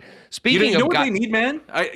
Sorry to cut you off there, but what this team needs more than anything, I'm not going to say centerman, winger, defense, whatever. What this team needs is a group of high-end players that set a freaking standard. Absolutely. This is what's acceptable here. Anything less than that, get the hell out. I don't want to hear Scheifele this, Dubois that, get this top end center, get this 21-year-old, whatever it is. Your top guys buy in, and they're the ones that set the way to go, a la Bergeron in Boston, a la McKinnon in Colorado, go up and down the list of successful teams over the last several years and how their high-end guys play at an acceptable level at both ends of the rink. That is what needs to take place here. Who that is, I don't totally know yet. I think Morrissey is one of those guys, no doubt about it. Who the other 2 or 3 will be, that remains to be seen. But that's step one. Figure that out right out of the gate. And then after that's set in stone, we can decide on how we want to build a hockey team. Yeah, no, listen, I could not agree with you more. I mean, this team, and this goes back to when we were talking at the trade deadline and everyone was all horny to make these big swings. And I'm like, why? I mean, I think we kind of know what this team is right now. And if you give up a bunch of important assets for the future to invest in this group, you're going to end up disappointed, and it's going to put you back even more. And it's part of the reason why I am so excited about a guy like Rutger McGroarty finally coming in here, because he seems to be the type of person, a man, a competitor that you'll be able to count on night in and night out, that can be a guy that can inspire others, teammates. The leaders on this team, for the most part, I mean, outside of the 2 guys that we mentioned, Adam Lowry and Josh Morrissey, have been absolutely invisible in the most important times throughout this season, and it's never been on display more than it was last night in Las Vegas, which brings me to Dubois. And I mean, this guy, I'm not sure if I've ever covered or followed a player that's more of an enigma than Pierre-Luc Dubois. And I mean, this series is the perfect example of it, Brandon. Game 1, he took over that game in the second period. He looked as good as he had at any point as a Winnipeg Jet, was engaged, was playing physical, was taking the puck to the net, was doing all the things that the Winnipeg Jets were dreaming of when they acquired him. Later on in the series, absolutely MIA. And last night looked like he was recreating the shift a number of times with the Columbus Blue Jackets. Listen, I think we've all seen, and it's funny, and I've even been one to kind of go with, well, hey, they will give another big swing at trying to keep him around. What the hell for? I mean, you need to move on these assets. Mark Scheifele as well. I mean, they need to do what they can to do that, because these guys are not leading the way anywhere but to the golf course at the end of April or early May, as talented as they might be, when you never know what you're going to get from them. And back to your point about setting a standard, unfortunately, there has been a standard set, and it's a subpar standard that creates mediocrity and underachieving. And I think that really is what I'll take away from these last few years of this Winnipeg Jets team as constructed. Lots of potential, not as much heart, character, whatever you want, the engagement, all of those things that bubbled up in Rick Bowness's statements last night. Yeah, I mean, to me, it looked like PLD grabbed one of the iPads on the bench and was looking up Expedia tickets to Montreal halfway through. Like, it was that I don't know, man. That especially like you said, when you talk about what he did in game 1, I just thought it was the most selfish exhibition of play we've seen from a high-end player in quite some time, because it's all about him. He was capable of taking over that series. Like, if he was invested and engaged from game 2 to game 5, I don't think we're talking about a 4-1 series victory for. I don't know what it ends up being, but to me, it's a completely different story. Like, was he worried he was going to play too well in this series and it was going to be too hard to move on, and it might take an extra year? We took care of that in games 4 and 5. I'll tell you that much. Yeah, we don't got to worry about that anymore. It's mind blowing that as a professional athlete, you could go out there and I don't know if he's happy, like content with himself, but like, again, you see what some of these other teams and players are doing out there. And some of these guys are collapsed on the ice after the games are over. Oh, You know what I mean? the level of commitment from some of the players in the Stanley Cup playoffs, it's so inspiring. And we've seen very little of that. Adam Lowry, I thought, did it just about every night right now for the club. And a few guys kind of followed him. Yeah. But listen, it's not going to be your third line and your third line center that's going to all of a sudden be the Superman. It's going to single-handedly win a series against a very good team that's playing together and with the will and commitment it takes to win playoff hockey games. I mean, there were just way too many passengers and way too many guys that, really were part of the problem and not part of the solution. And that, I think, came out loud and clear from Bones last night. Listen, before we go, what do you, the Jets players, most of them, I would imagine, are going to meet the media tomorrow. I was thinking a lot about this because at the end of last season, we heard a lot of truth serum from a lot of players before about what happened. Everyone basically except Mark Scheifele, I don't remember how that went over. How do they come back from this? And how does what Bones had to say last night affect kind of those year-end presses before everyone gets the hell out of here? I don't even really care what the players have to say, to be honest. Like, yeah, I'm just kind of sick. They said all they needed to say. Yeah. Like you're gonna do like talk the talk, but the walking part you didn't show up whatsoever. So I could just care less unless it's from the mouths of Lowry, Morrissey, Hellebuck. Like other than that, it means nothing to me. To me, the most intriguing part is going to be whenever Kevin Cheveldayoff steps up to the mic, big time. Or Mark and Bones. Bones. I can't wait to hear what Bones has to say the next time he's in front of it. I hope Bones is like, you thought Vegas was spicy. You thought post game 5 was something.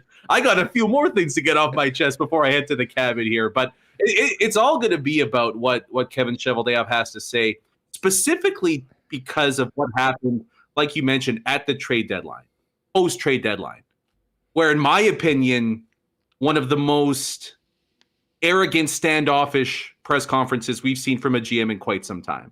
And he backed this core. I mean, he's a guy that's backed the group of players here time and time again, when many other GMs and teams would have shipped them out a long, long time ago. And he, maybe said the infamous words, and I'll paraphrase a little bit, but we've got the components of a Stanley Cup contending team here. And they went out and rewarded his belief in them by pulling a no-show for the final 2-3 games of the series and getting just horrifically outplayed minus the first 4 periods of the series. Right? So how he responds about that is going to be very, very telling, because again, I don't think, speaking in cliches and non-answers and non-committals and things like that, I just don't think that's going to work anymore. The fans want to believe in a direction and a clear plan for this team moving forward. Whatever that is, I honestly, I think fans would get on board with just about anything, but like just be clear and concise about what is going to take place this offseason.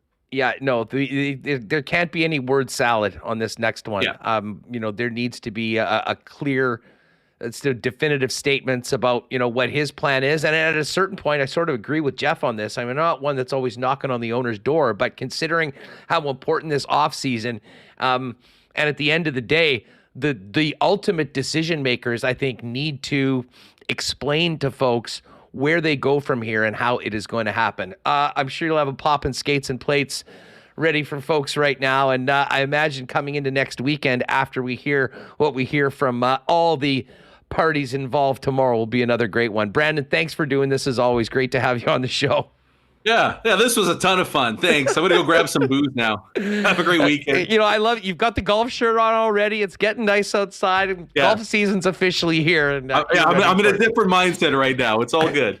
Thanks for doing this, dude. There's Brandon Rewucki. Make sure you're following and subscribing to Skates and Plates. More great Jets content wherever you get your favorite podcasts. All right, well, there is good news. Bomber season's right around the corner. And heck, we've got 2 playoff games tonight in Winnipeg. Manitoba Moose kicking off their Calder Cup playoff series down at Canada Life Center.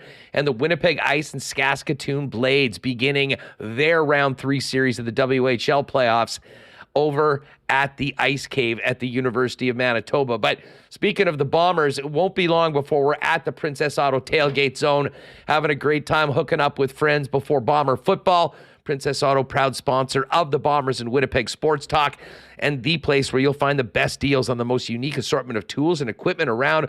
Everything you need to complete the projects on your list or start something new is at Princess Auto. Visit them online at princessauto.com or pop by in-store at Panet Road or Portage Avenue West today. Our friends at Consolidated Supply also ready for spring. I know Joe is ready with irrigation systems for the province. That's getting real busy right now. Artificial turf options. And of course, the leaders in golf carts as the exclusive club car dealer in Manitoba with both new and used vehicles ready for you. And other great options for your property, including hot tubs and amazing outdoor kitchens, as well as small engine parts and repair. Pop by and see Consolidated Supply at their showroom, open to the public, 1395 Niagara Road East, or find out more online at cte.ca. Well, with the Jets bowing out of the Stanley Cup playoffs, you might be jumping on another bandwagon. Of course, Royal Sports has you covered there as well. But as we get into baseball season, NFL draft last night, I mean, your favorite teams outside or away from the Winnipeg Jets, you can get geared up at Royal Sports as well. But with spring here, the soccer department is packed right now, both with equipment, boots, and of course, great soccer merch from around the world. Baseball, softball, tennis, and a huge selection of bikes. Get on down this weekend and check out what Royal Sports has for you at 750 Pembina Highway, and follow on Insta at Royal Sports Pembina. And hey, even though the Winnipeg Jets are out, the Stanley Cup playoffs are really just getting going. No better place to get together with the crew and watch the big game than your local Boston Pizza. The Fanalytics-powered menu is there for the playoffs, including the new dill pickle spears and the triple play platter featuring cheesy Bandera bread, cactus cuts, and of course the famous Thai chicken bites as well. It's all there for you, and don't forget those famous BP wings and delicious schooners. And if you are staying in, order online at bostonpizza.com. All right, let's continue this show. We really appreciate Mike McIntyre jumping on. A little bit of an emergency call to Mike. I knew he'd probably have a take or two considering the end of the Winnipeg Jets season last night, and Mike joins us now. Mike, I asked the other guys this right off the bat, and I may as well start there with you. You've been in a lot of pressers. You've talked to a lot of coaches. Where does that one rank yesterday for you in the most spectacular? And what was your first reaction when you heard Mount Bones erupt the way he did? Yeah, it was quite something, Huss. No question about it. And you wonder if that is just months of frustration building up, or is there more to it? For example, is Rick Bowness, was that his last stand? And is this a guy who has lost his patience with a group that clearly wasn't getting the message that he was preaching kind of from the midway point on? And I really do wonder, and it was before last night that I was starting to think, I wonder if Rick Bowness is in this for the long haul. And then to see him come out with kind of both barrels blazing the way he did last night, it certainly makes you wonder what his future with the team is, along with, of course, a number of players and the general manager, Kevin Cheveldayoff. Just throw another log or two on the fire that was already burning quite hot. Rick Bowness also tossed a jug of gasoline on that fire as well last night. Oh, that was a gas can. There's no doubt about it. A Molotov cocktail, or a few of them, frankly. One in the dressing room, one in the front office. It really was incredible. And you mentioned whether this was building up. It was very clear that this had been building up for a while. And, he'd sort of bit his tongue, I think, being afraid about, just losing players like he did when he benched the top line and they completely went AWOL for the next 2.5 weeks. There's so many things. We've said at times it seemed like a fragile team. It seemed like, honestly, it really looks like, and again, I don't want to include everyone in this, but a lot of selfishness in that group. A lot of, and I mean, when you're trying to build a team, we see what works. We see what good teams in the National Hockey League, teams that are real Stanley Cup contenders do.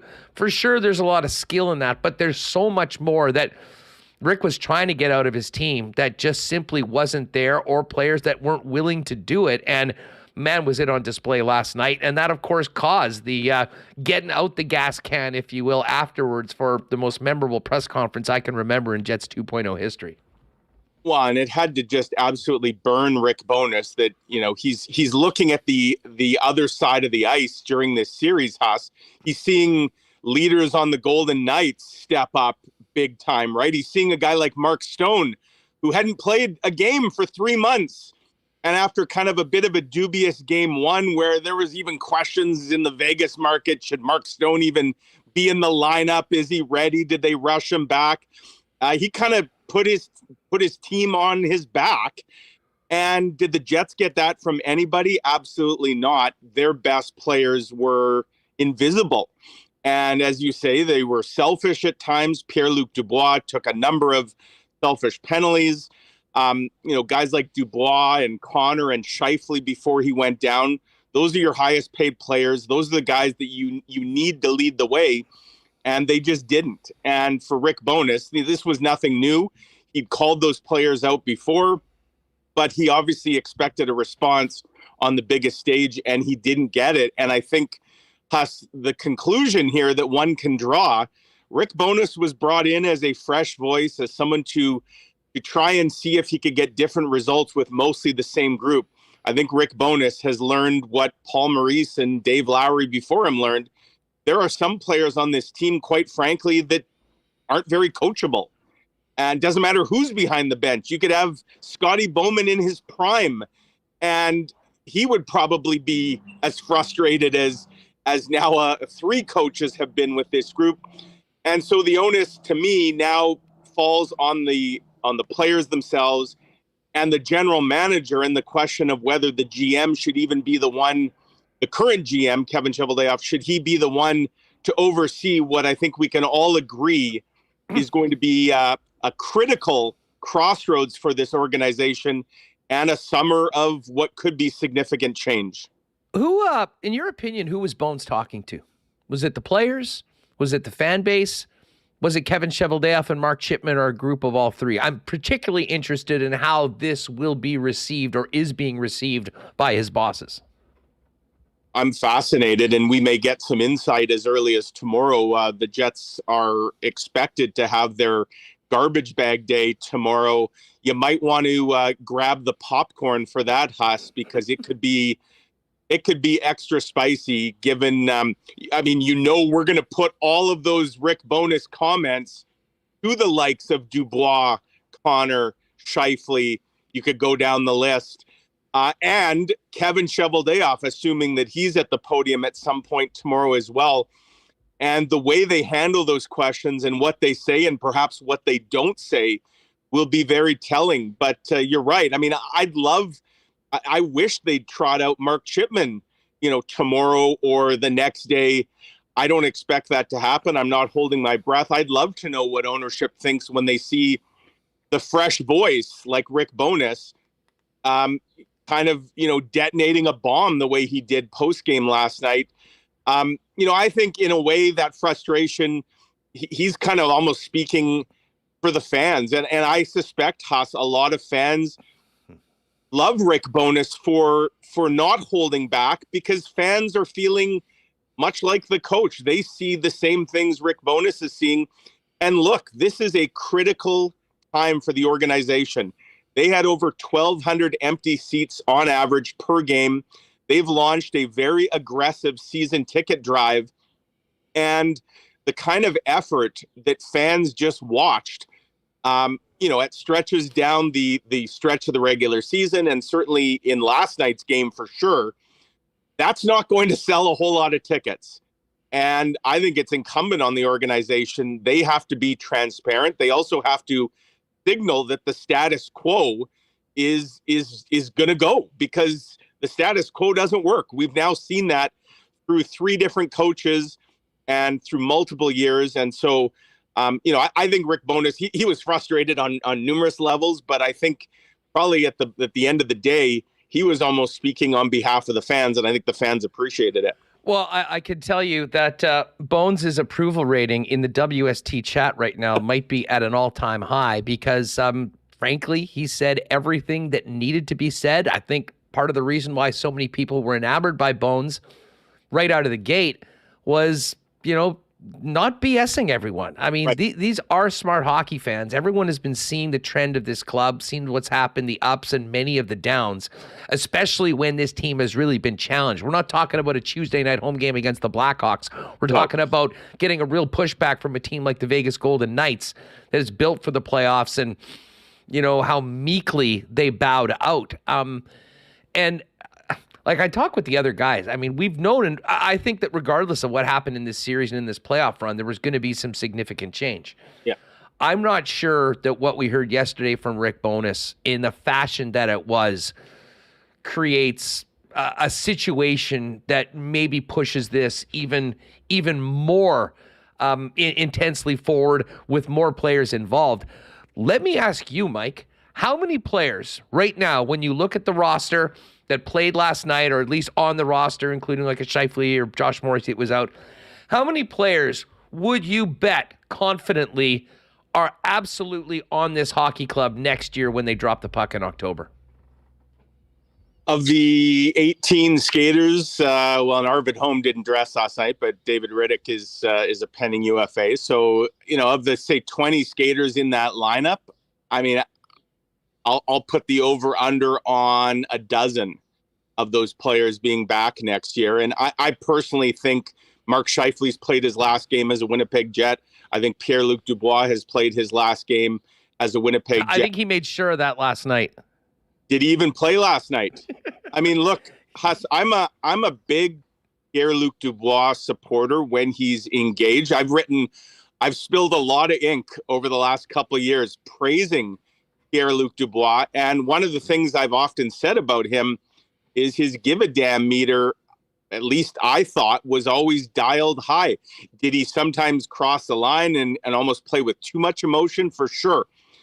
But what we saw last night, and I know a lot of fans, you know, made the comparison, that was shades of that final Columbus game.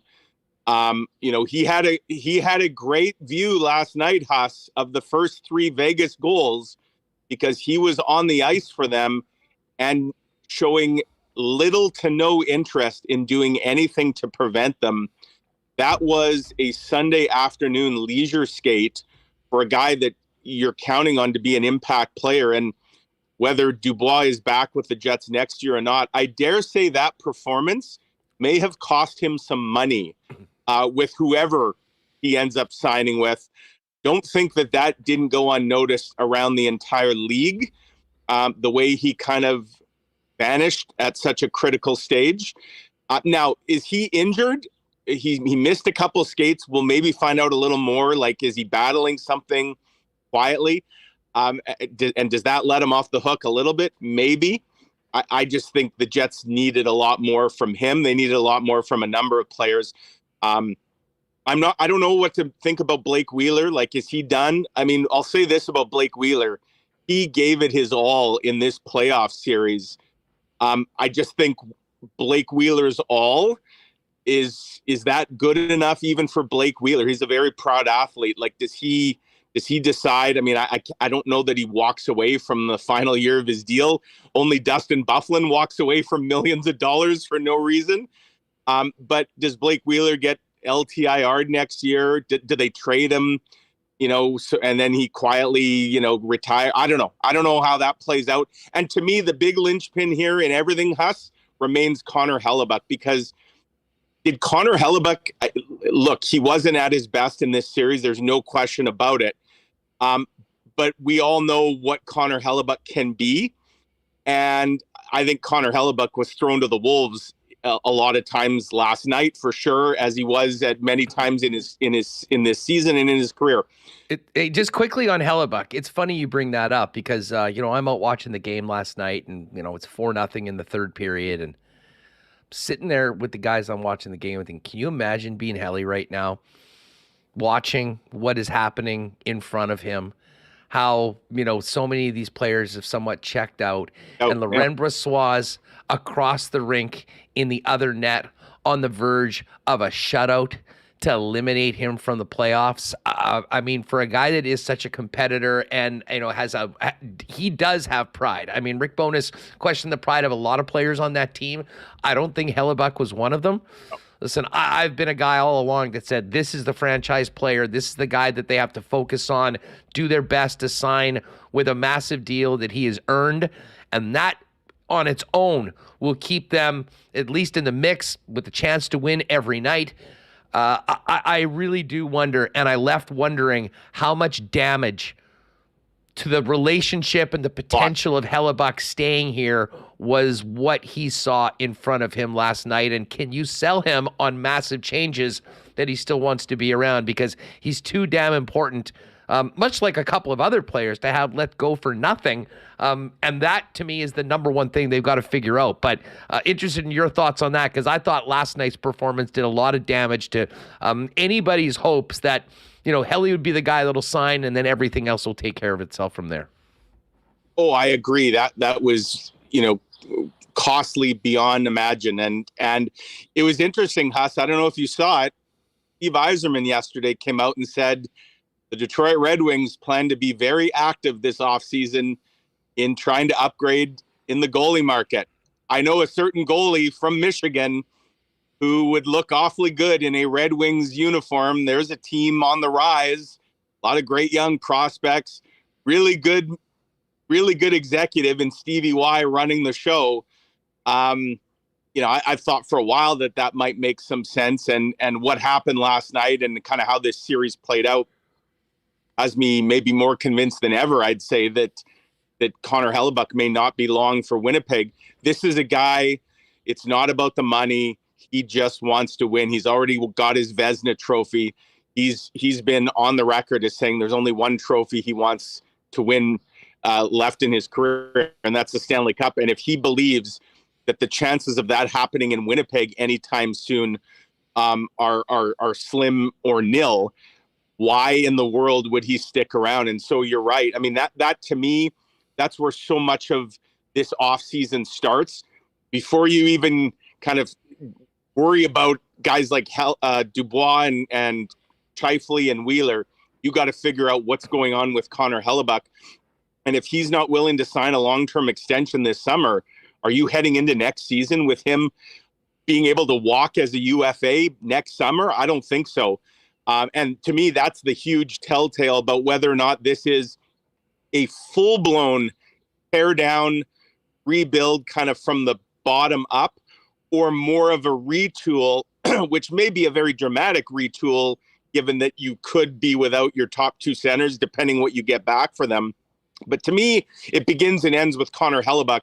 And I don't think what happened last night or this playoff series has done any good in that department. No, and it just leads to, I mean, obviously our focus this weekend is going to be on what we hear from the players and any management coaches that are made available. But very quickly, Mike, we go into next week where I know we'll be talking with you and the guys on a daily basis as to, this Jets offseason and what happens going forward. And I mean, let's face it. I know we think, it's a long time until October. Well, the draft's in Nashville at the end of June. And, for a team that, and I've been saying this throughout, I mean, I think they really need to get back to what made them a competitive team in the first place. And that was stockpiling assets, drafting well, developing them well. And what they need to develop first and foremost is a culture of commitment and accountability that is just simply not there. And we heard it loud and clear from Rick Bowness. But from that, that means that if you're going to trade these guys in the offseason, you're probably wanting to do it before the draft. And I mean, I think that if you go, listen, I do think that there is an argument to be made that with some of these players, you might be able to get just as much, if not more, by trading them at the deadline. But the other big part of that is how many guys of the ilk, if you know that you are going to be dealing them at some point, do you want to have in the room part of this team going forward, or just bite the bullet, move on, and get started on hopefully a new culture, a new core, a new team? There's a lot to weigh on that from whoever is pulling the strings as the GM entrusted to make those decisions. Well, there really is. And another risk, Huss, that comes if you go into next season and you decide, okay, we're not going to make a move yet with Scheifele, Dubois, Hellebuyck. They didn't sign extensions this summer. Let's say that happens. And so, but we'll go into next season and we'll kind of play it by ear. What if they get injured before the trade deadline? What if Mark Scheifele crashes into the boards the way he did the other night, and now he's out? I mean, what are you getting for him at the trade deadline if you have an injured asset? Little to nothing potentially. And now you're completely hooped. Now you lose something for nothing. Now it's Johnny Gaudreau and the Calgary Flames. And that is not the way, especially like you say, a draft and develop team, that is not the way to handle assets. And so that's why I think this summer is so critical. You need absolute clarity, especially on those big three, Hellebuyck, Scheifele, Dubois. And to me, if they're not signing here long-term, you got to move them. And, you hope you find a market. You hope you can drive the price up the way they did with, Jacob Trouba, where you get more in return if you could move the player to a team that ultimately signs him long-term, as opposed to a one-year rental, knowing that they have no chance of signing him and that they're going to either flip him at the deadline or they'll walk next summer. So you'd like to obviously find a trade partner that is a good fit because it would juice the return. But again, it comes back to, should Kevin Cheveldayoff be the one in this position? And I think if you're Mark Chipman, True North, on a very long to-do list, at the very top of that list, you got to decide, is Kevin Cheveldayoff our guy going forward or not?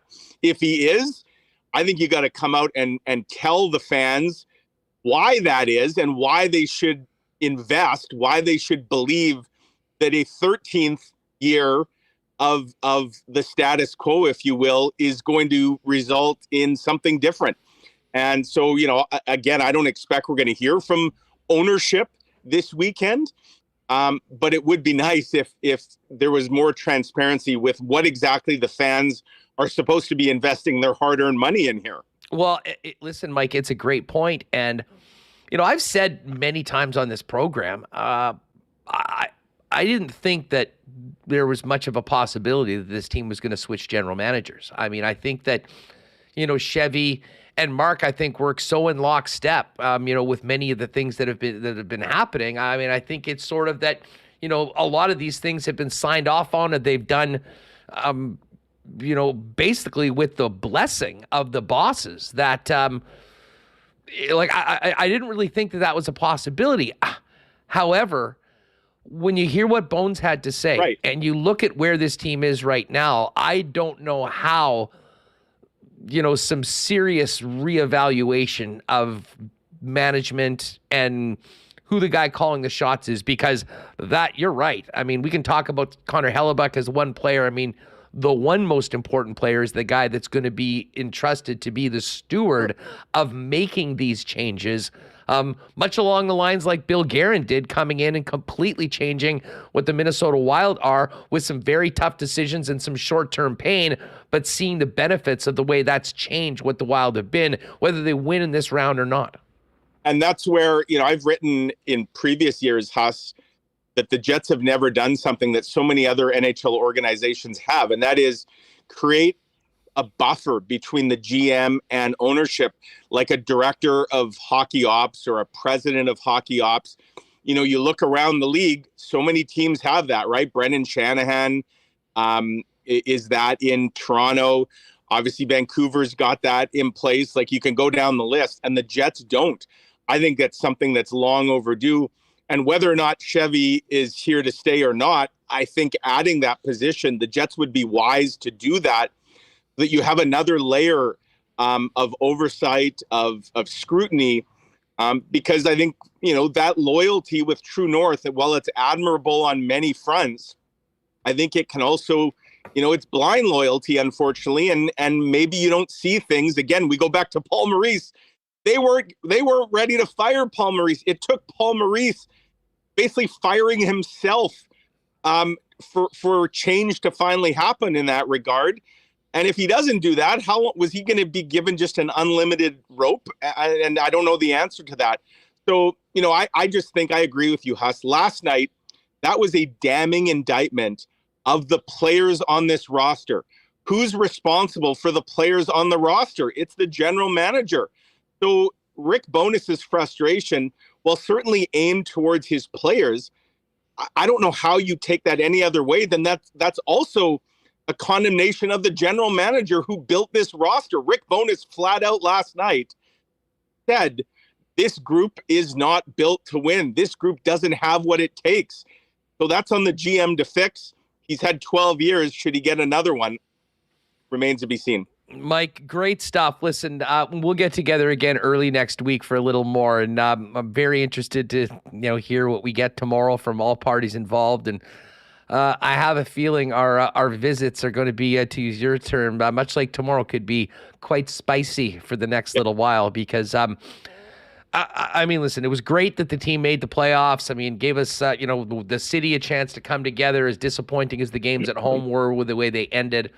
But this is the thing that, this next 2 months, heading into the draft, could be they should be two of the most momentous and impactful months in the history of this franchise. And there is so much hanging on what's to come.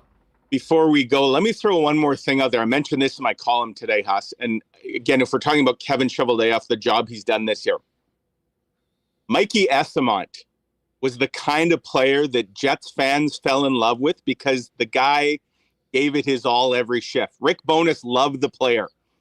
He endeared himself to fans. The Jets gave him away for nothing on waivers.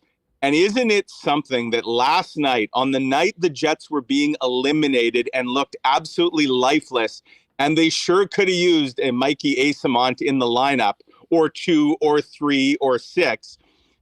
Did you see that he was named the first star last night in Toronto as the Tampa Bay Lightning went in and extended their season? To me, that alone should raise some serious questions about the way this roster has been handled and the mindset and the approach. That's just maybe a little more salt in the proverbial wound for some fans around here. Well, it's funny you bring that up. I know a lot of people refer back to losing Johnny Kovacevic for nothing at the beginning of the season, and those decisions ain't getting any easier with players that we're going to be seeing play tonight at the Canada Life Centre in the Calder Cup playoffs that are going to it's going to make for some very, very unique roster challenges to keep all of those players or have room for them to play, depending on what goes on. Mike, we'll see you tomorrow at the rink. Have a great one. And next Tuesday, when you jump on at your normal time, should be great. Really appreciate you taking a little bit of time for an emergency visit today, considering what happened last night. Thanks for bringing the fire hose. I guess I'm the Arvid Home of Winnipeg Sports Talk guest here. The emergency recall. No problem. Have a great weekend. Good stuff. There's Mike McIntyre with us from the Winnipeg Free Press. Hey, shout out to Moja Hangard. Mo, appreciate the super chat. Mo says, I'm really disappointed with the way the team played. I think we all feel that way. However, despite the loss and the hurt, this series has just reaffirmed to me how much I love the Jets. Mo, I love it. Listen, there's a lot of passion for this club, and that's why I think it's just so disappointing what we saw on the ice, but so refreshing what we heard from Rick Bowness, because a lot of those sentiments have been expressed on this program, in the chat room, around our community for a long time. It was about time to hear it emphatically from someone that would know better than any of us, the guy that has been in the room with the Winnipeg Jets. Remo, do we have marbles open?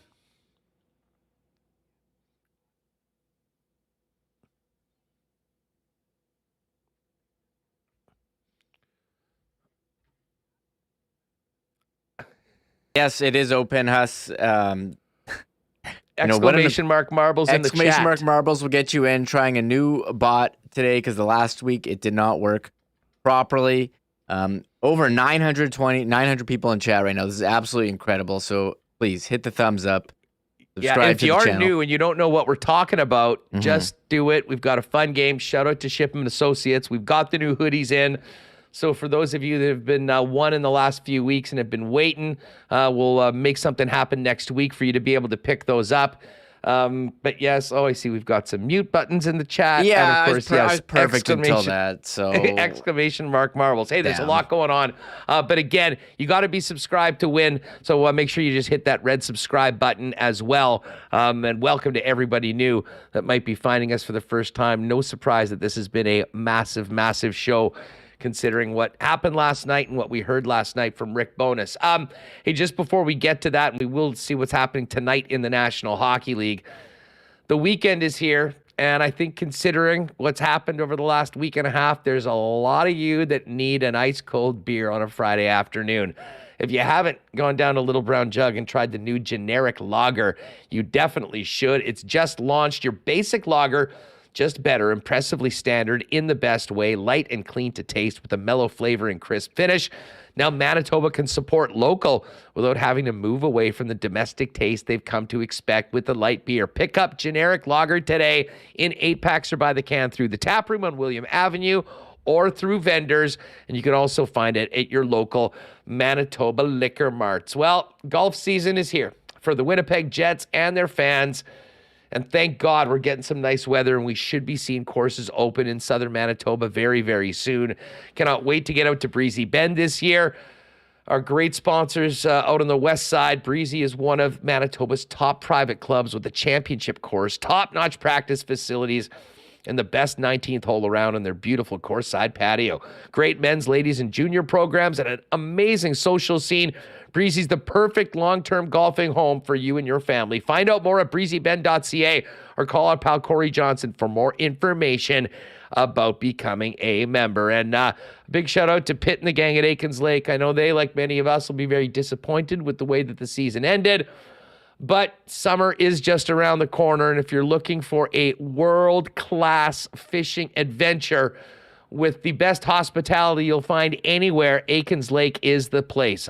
Whether you're doing a friends and family trip or an amazing corporate getaway rewarding top customers or doing a very unique team building experience, you can't find a better place than Aikens, where you can be on the water in less than 2 hours from the city of Winnipeg. Find out more about booking at aikenslake.com, and you can also inquire at Pitt at Aikens Lake. And by the way, university students, if you're looking for a great summer job, still need a few servers and guides, fire a resume over to Pitt at aikenslake.com if you want to spend your summer in paradise. All right, Remo, we will be doing marbles in a couple minutes, but there's still a lot that we need to get to, but great stuff getting all the guests in and out. This has been, I knew this was going to be a big show. I knew there was going to be a lot of people out, but it's been somewhat cathartic for us to talk about it here, much like I think it was cathartic for Rick Bowness to just let her rip last night the way he did after the game.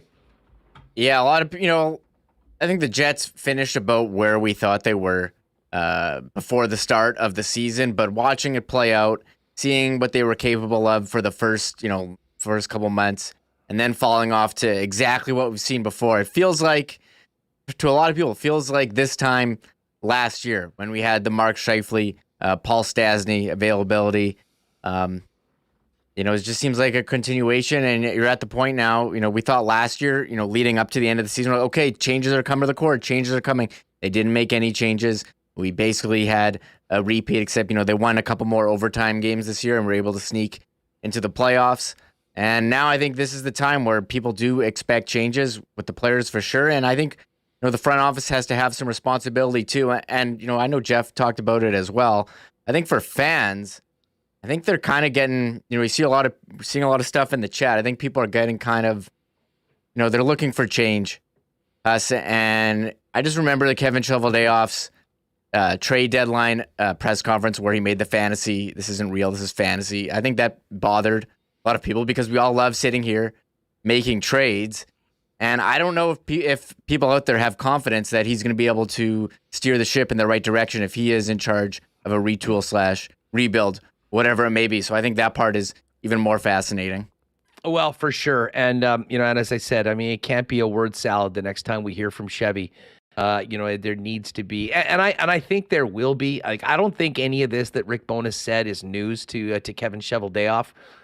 Although maybe it's tough to finally acknowledge the fact that a lot of players that he's put his reputation on the line with have not reciprocated the faith that he put in them. But it's about moving forward right now, and there is a lot of road to go for the Jets in this offseason. And there's no doubt about it that the general manager of the Winnipeg Jets will be one of the busiest and most important figures in the NHL offseason.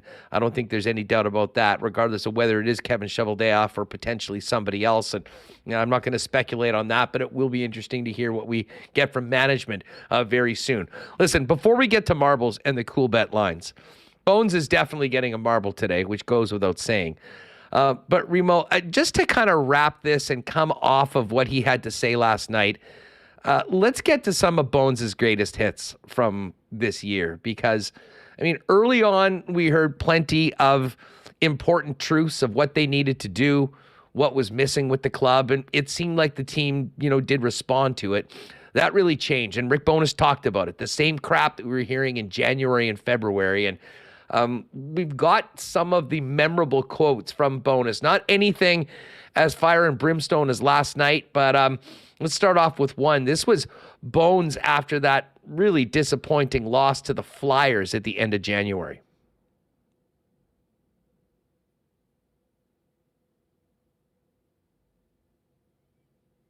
Oh, what happened to this clip? Shoot. Okay, never mind. I don't have this one. Something happened here. Okay. Can we get number two? Let me see if number two. Hold on. Something's wrong here. Crap. I thought we were going to have a perfect show, but apparently not. So, hold on. Hey. Okay, one sec. I think I got to put... At least the effort's there. I got to put it in a different player story. Hold on. So we got a couple from January after the Flyers loss, and then, of course, a couple other after this. Here's from January 29 against Philly. There's a price to pay to win in this league, and you have to work, and you have to compete, and you have to do it every night. And as the season progresses, it gets harder. And right now, it seems to you're seeing what we're seeing. As soon as there's a little adversity, this group, we haven't handled it. We handled it well early in the year. We're not handling it well right now. The difference makers, you can't even find them out there. So until we make that commitment again to play as a team and we want to win, this is what you get. We're a good hockey team, but you have to work and you have to compete. All right, so there's some of Bones. And, of course, that was the game leading into the final game before the All-Star break. A couple straight losses at home. And then that really ugly first two periods against the St. Louis Blues when Josh Morrissey then in the third period put the team on his back, told the fans to get the F up and get into it. And, it seemed like that quelled things a little bit after a pretty ugly week for the Winnipeg Jets. Here's a little bit more from Bones after that loss to the Flyers. Really the first time we really heard him call out some of his players for some of the things that were reinstituted to the post-game comments last night. Adams' line was the best line out there by far. We didn't have enough guys going to follow it up because we had some guys that clearly didn't want to play tonight. You brought the full blender out in the third, and again, that's just speaks. You're trying to find something, I guess, anything that works at that point. Yep. Did you see anything? We saw it from the guys we thought we'd see it from. We're disappointed that we didn't see it from the guys we needed it from. And for one of the first times that I can remember, there were boos, especially during that power play. I'm surprised there wasn't more boos. Man, we need a 60-minute effort. It's all we want. So all the fans want to see is a 60-minute effort. The wins and losses will take care of itself. If you take care of the effort and you take care of the process, that'll take care of itself. Right now, the process isn't good enough and the effort's not good enough. And that's all our fans want to see. So they're justified to boo us. Oh, wasn't that a memorable presser from Rick Bowness after that game against the Philadelphia Flyers when things started to get ugly at the end of January, which unfortunately was a sign of things to come. It continued through February into March, and on March 22nd, the Jets had another ugly loss, and he was asked if they need more commitment from, once again, their best players. I've got to get more out of them, put it that way. Yeah, sure. It's interesting, though.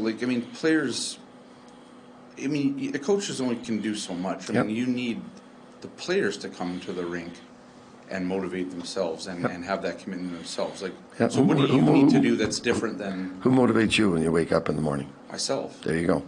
Right. So why do you say then That's you because need that's to do more to motivate those guys? that's what we're dealing with. So that's part of our job, is to stay on top of them and keep pushing them, and don't let them get into a comfort zone, and don't let them back off. And sometimes you're doing that, you're not even aware of you're doing it. So it has to be shown, has to be talked to, has to be addressed. So we'll keep pushing, and then the rest is on them. Yes. If we were allowing this and just not addressing it, that they can do more, then that's one thing. But we are addressing it, and now that next step, that's your point. That has to come from them. Yes. Oh, that's what we're dealing with. Who motivates you when you get up in the morning?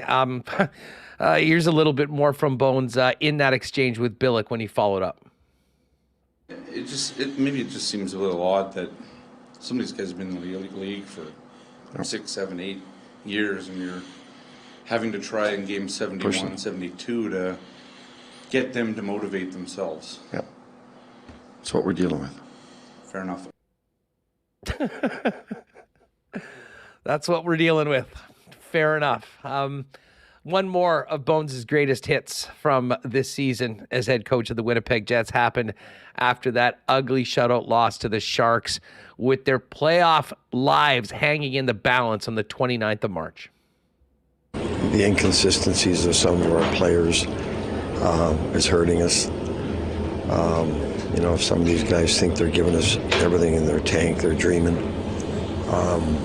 So we got a lot of guys in there giving us everything they can, and we just need a few more guys to jump on board. It's not over. We're still in 8th spot, and we're going to find out what we're made of over the next little while.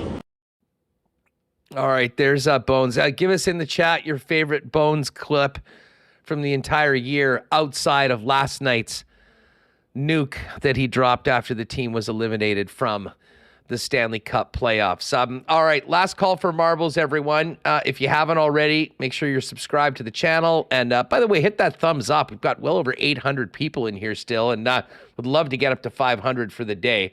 We've got the marbles coming up, where we'll give away that new hoodie from Winnipeg Sports Talk from our friends at Shipman Associates. Let's get to the Coolbet lines, though, as Remis finishes up the entries and gets us ready to drop the marbles and maybe have a little fun to end the show. Busy night in the National Hockey League playoffs. The teams that were facing elimination so far, with the exception of the Jets, have found a way to live to see another day. And the New York Islanders get an opportunity to force a Game 7 tonight against the Carolina Hurricanes. The Islanders are actually a slight favorite in this game, -117. Canes basically even money on the road at -101. The Bruins, after dominating the Panthers, but being stoned by Sergei Bobrovsky, have an opportunity to ice this series and not get it to Game 7 at the TD Garden. -175 for the Bruins on the road, and the Florida Panthers +148.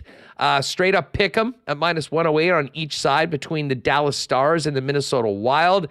And then a little later on, this is going to be fun. I'm going to make sure to tune into this one. I haven't watched a ton of this series so far, but the Seattle Kraken on the verge of bouncing the defending Stanley Cup champs.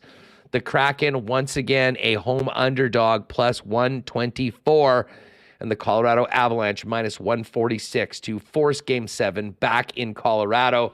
That Seattle rink will be rocking tonight. We do have a Lock Shop exclusive today, which we put together. Dusty and I are both on the Canes and both on the Bruins to win the game tonight. And we're thinking there might be some goals in this Minnesota-Dallas series. We were on different sides of the game, so we decided let's roll with the over 5.5. So we need 6 goals in the Minnesota-Dallas game. Carolina and Boston, that one's boosted up to +625. Hit the Coolbet exclusives and get on the Lock Shop Partner Parlay. It's there for you. If you haven't played a Coolbet before, use the promo code WST for a 100% bonus on your first deposit up to $200. All right, Reem, what a show it's been, and what a day tomorrow is going to be. Locker clean-out day. Interesting that it is tomorrow. I thought maybe they leave it for the weekend, but I imagine there's some guys that are quite looking forward to getting out of town. So we'll have more on that throughout the weekend, I'm sure, on our social channels, maybe even something more, but Monday's show will be massive. Jeff Hamilton will be back with us, and there'll be quite an autopsy of what we hear from the Winnipeg Jets over the course of the weekend. Shout out to Roger Delorme, a new supporter of the channel. And again, big thanks to Colorado Lowe's for all those gifted subs earlier today. And thanks for everyone that dropped a super chat in for this massive, massive show.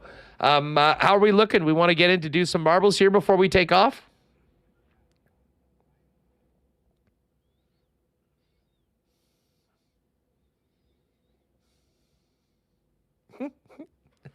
What a show today.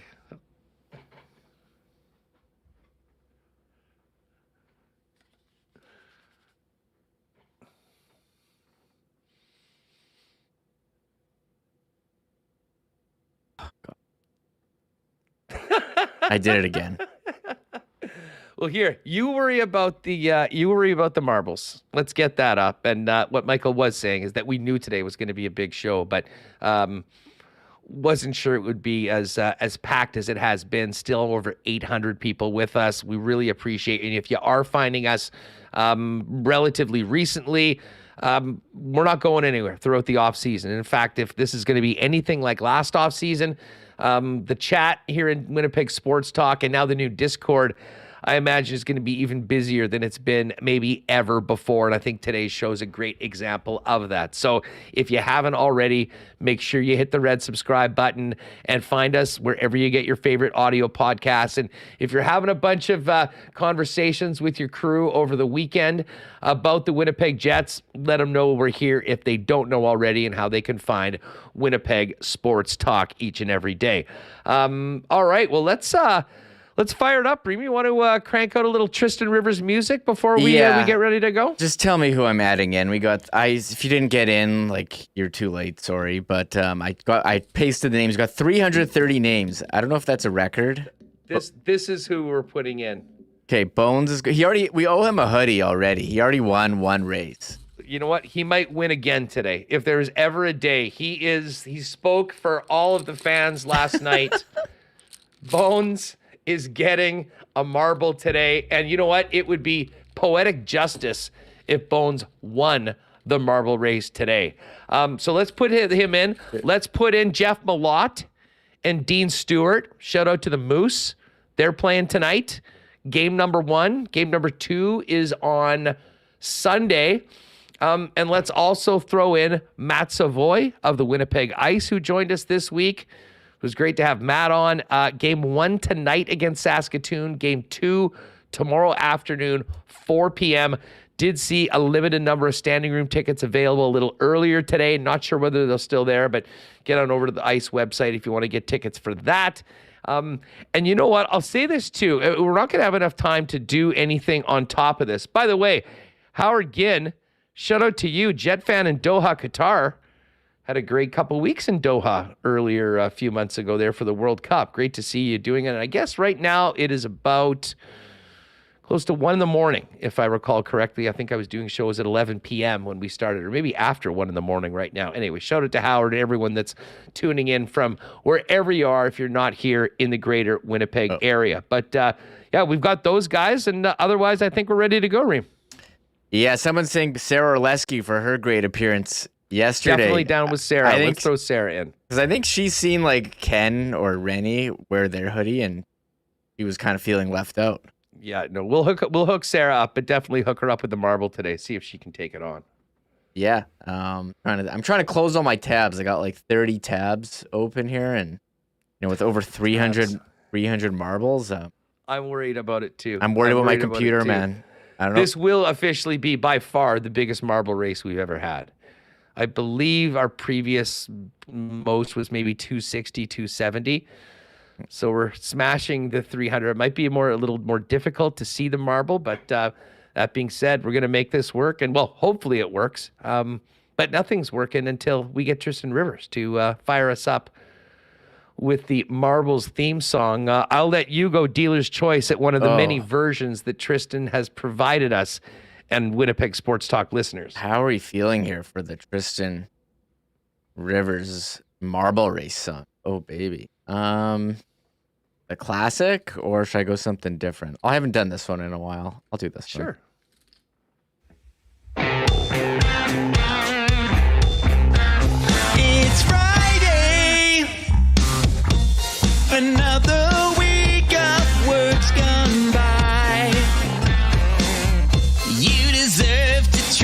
Treat yourself, maybe an ice cream cake or a bottle of rye.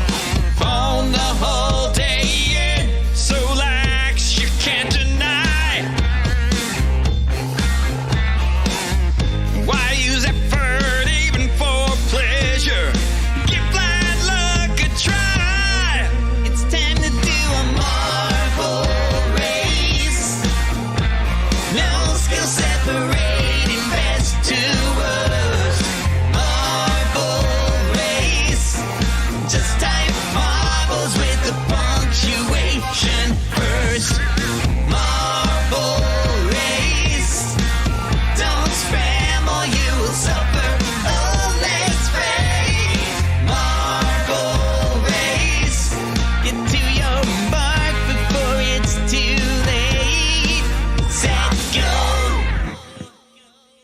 All right, the amazing Tristan Rivers music with the Marbles theme song. Kyle Forsyth, this is beautiful. Half Dog, what's up?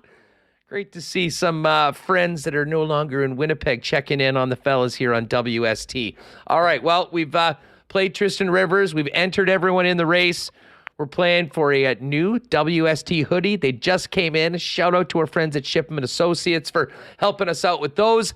And I guess what we'll do, and by the way, if you have won in the last few weeks while we were waiting for new sizes, they are in. If you want to send me another email, or I'll send something out early next week, and we'll set up a little pickup for the back orders as well as whoever wins one today. All right, CTO, where are we going today for the marble race?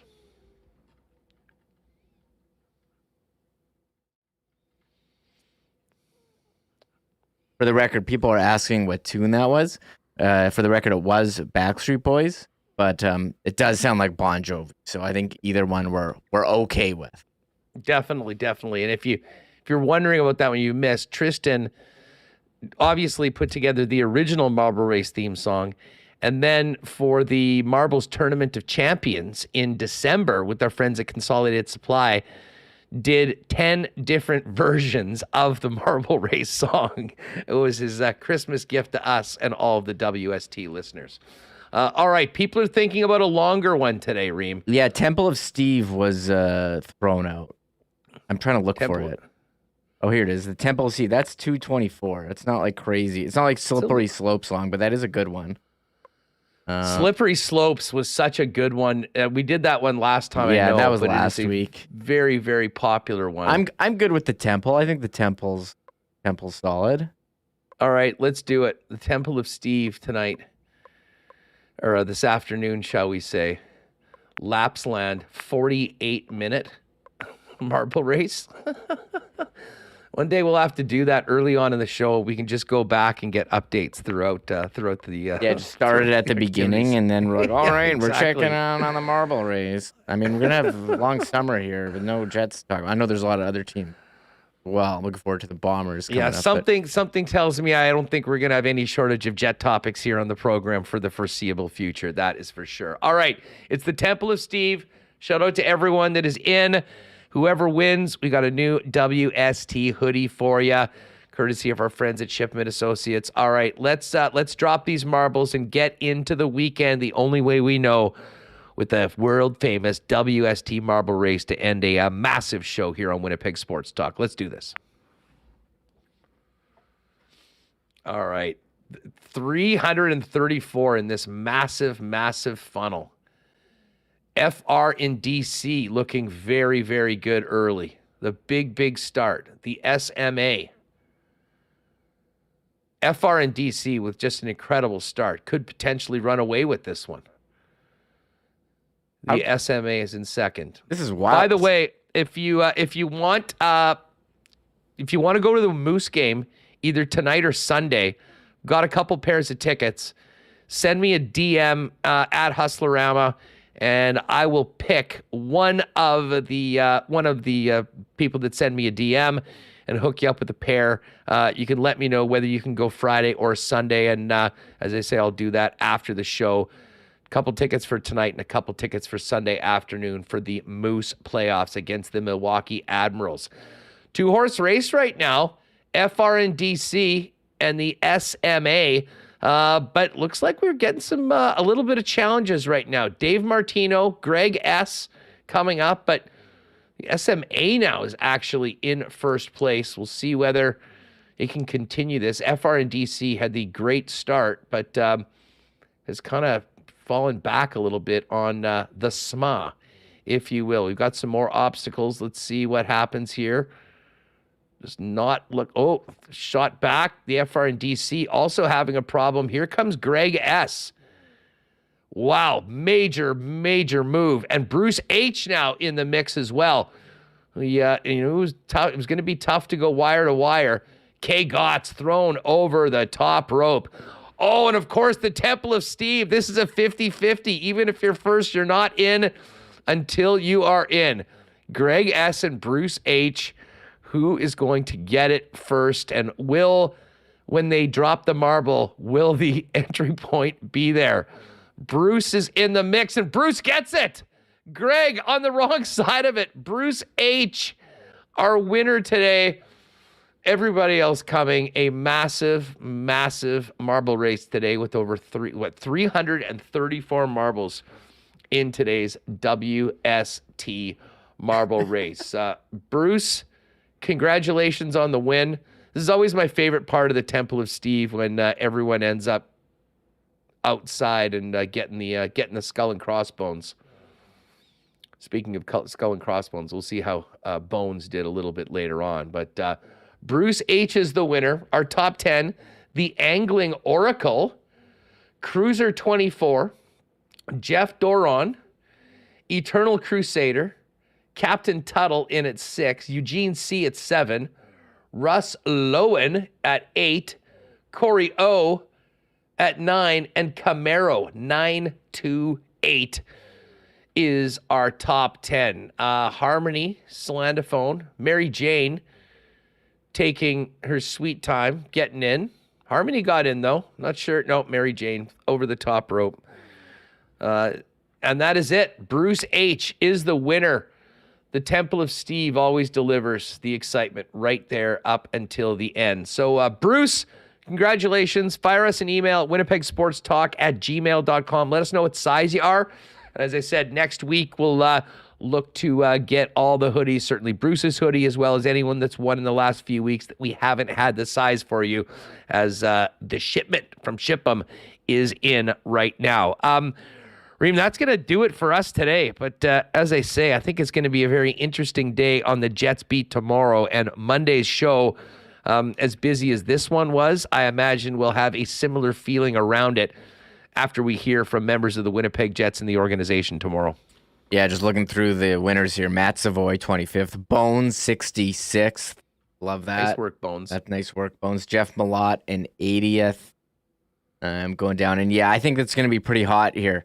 Release the next week, depending on what comments come out of the availability. I remember last year's with the Paul Stasny, Mark Scheifele comments. I think who can forget that? Yeah, I mean, I posted a video of us discussing that. I think it got close to 10K views. We've got a lot more subs now. We've been around for another year, so I'm expecting a lot of, probably going to be getting a lot of activity on whatever comes out of that. So it's going to be fascinating what happens, what changes are made, and when changes are made, or Huss, maybe no changes are made, and they say, you know what, Huss, they were so stay the course. I mean, they just ran into the injury bug. It wasn't their fault that they lost. I mean, Morrissey got hurt, Ehlers hurt, Scheifele. I mean, he's their top goal scorer. Huss, how were they supposed to compete? They were missing like 3 of their top dudes. Well, you might want to ask Bones. And we did last night. Jeff Hamilton did last night. We found out the truth behind all of that. Yeah, the truth serum was flowing yesterday in Las Vegas after the game. You know what, Remo? Let's finish off this show. Let's play this one more time. If people were not here earlier on or haven't seen it, we've still got nearly 700 people in here. We played some of Bowness's greatest hits, but the hit that will be heard for a long, long time around these parts was after last night's game. 56 seconds of straight fire from the Winnipeg Jets head coach, Rick Bowness. If you missed it, this is how we're going to finish up the show the same way we started with Bones dropping the knowledge on everyone with what is up with his hockey club. Hi, Rick. Just overall thoughts on that one. Overall thoughts, I'm so disappointed and disgusted right now. That's my thoughts. Where does the disgust come from? Pardon me? Where does the disgust come from? No pushback. But it's the same crap we saw in February. It was. That's why so as soon as we were challenging for first place and teams were coming after us, we had no pushback. This series, we had no pushback. Their better players were so much better than ours, it's not even close. Feels like you've been holding these feelings on for a bit. Is it just out of tonight's game, or finally wanted to release that? It started back in January and February. What is it about this team's leadership core that, or the top end players? We've talked all. We got to push back. There's got to be a pushback. There's got to be pride. You got to be able to push back when things aren't going your way. We had no pushback. Their better players were so much better than ours tonight. They deserved to win. They were the better team in the regular season. They were the better team in this series. Anything else? Good. Thanks. All right, there it is. Rick Bowness. I think I speak for most of you. We appreciate it. The Bones chain is on to finish up the show, and that was the quote heard around the hockey world last night that we'll be talking about for a long time. Garbage bag day tomorrow for the Winnipeg Jets. We'll be all over it on Monday's edition. Stay tuned to the channel, potentially for some more content throughout the weekend. And again, hit that red subscribe button if you haven't already, and hit that thumbs up. Let's get it to 500 before we're done today, folks. Hit that thumbs up. We really appreciate you helping us spread the channel. Thanks to all of our guests today, especially Mike and Jeff, who came on sort of short notice for an emergency visit. Scott Billeck as well, Brandon Rewucki, and everyone that joined us for one of our biggest shows ever on Winnipeg Sports Talk. As I mentioned, make sure you're subscribed to the channel and tell a friend about Winnipeg Sports Talk when you're undoubtedly talking about the future of the Jets this weekend, wherever you are. Shout out to Michael Remis for making it all happen behind the scenes, and thanks to you for making us a part of your day. The off season is on, and we're not going anywhere. Be here Monday, 1 p.m. live on YouTube for the next edition of Winnipeg Sports Talk Daily. Have a great weekend. Go Moose, go Ice. There still is playoff hockey around River City heading into the weekend in May. Oh my God! Oh! Shut it down! Let's go home!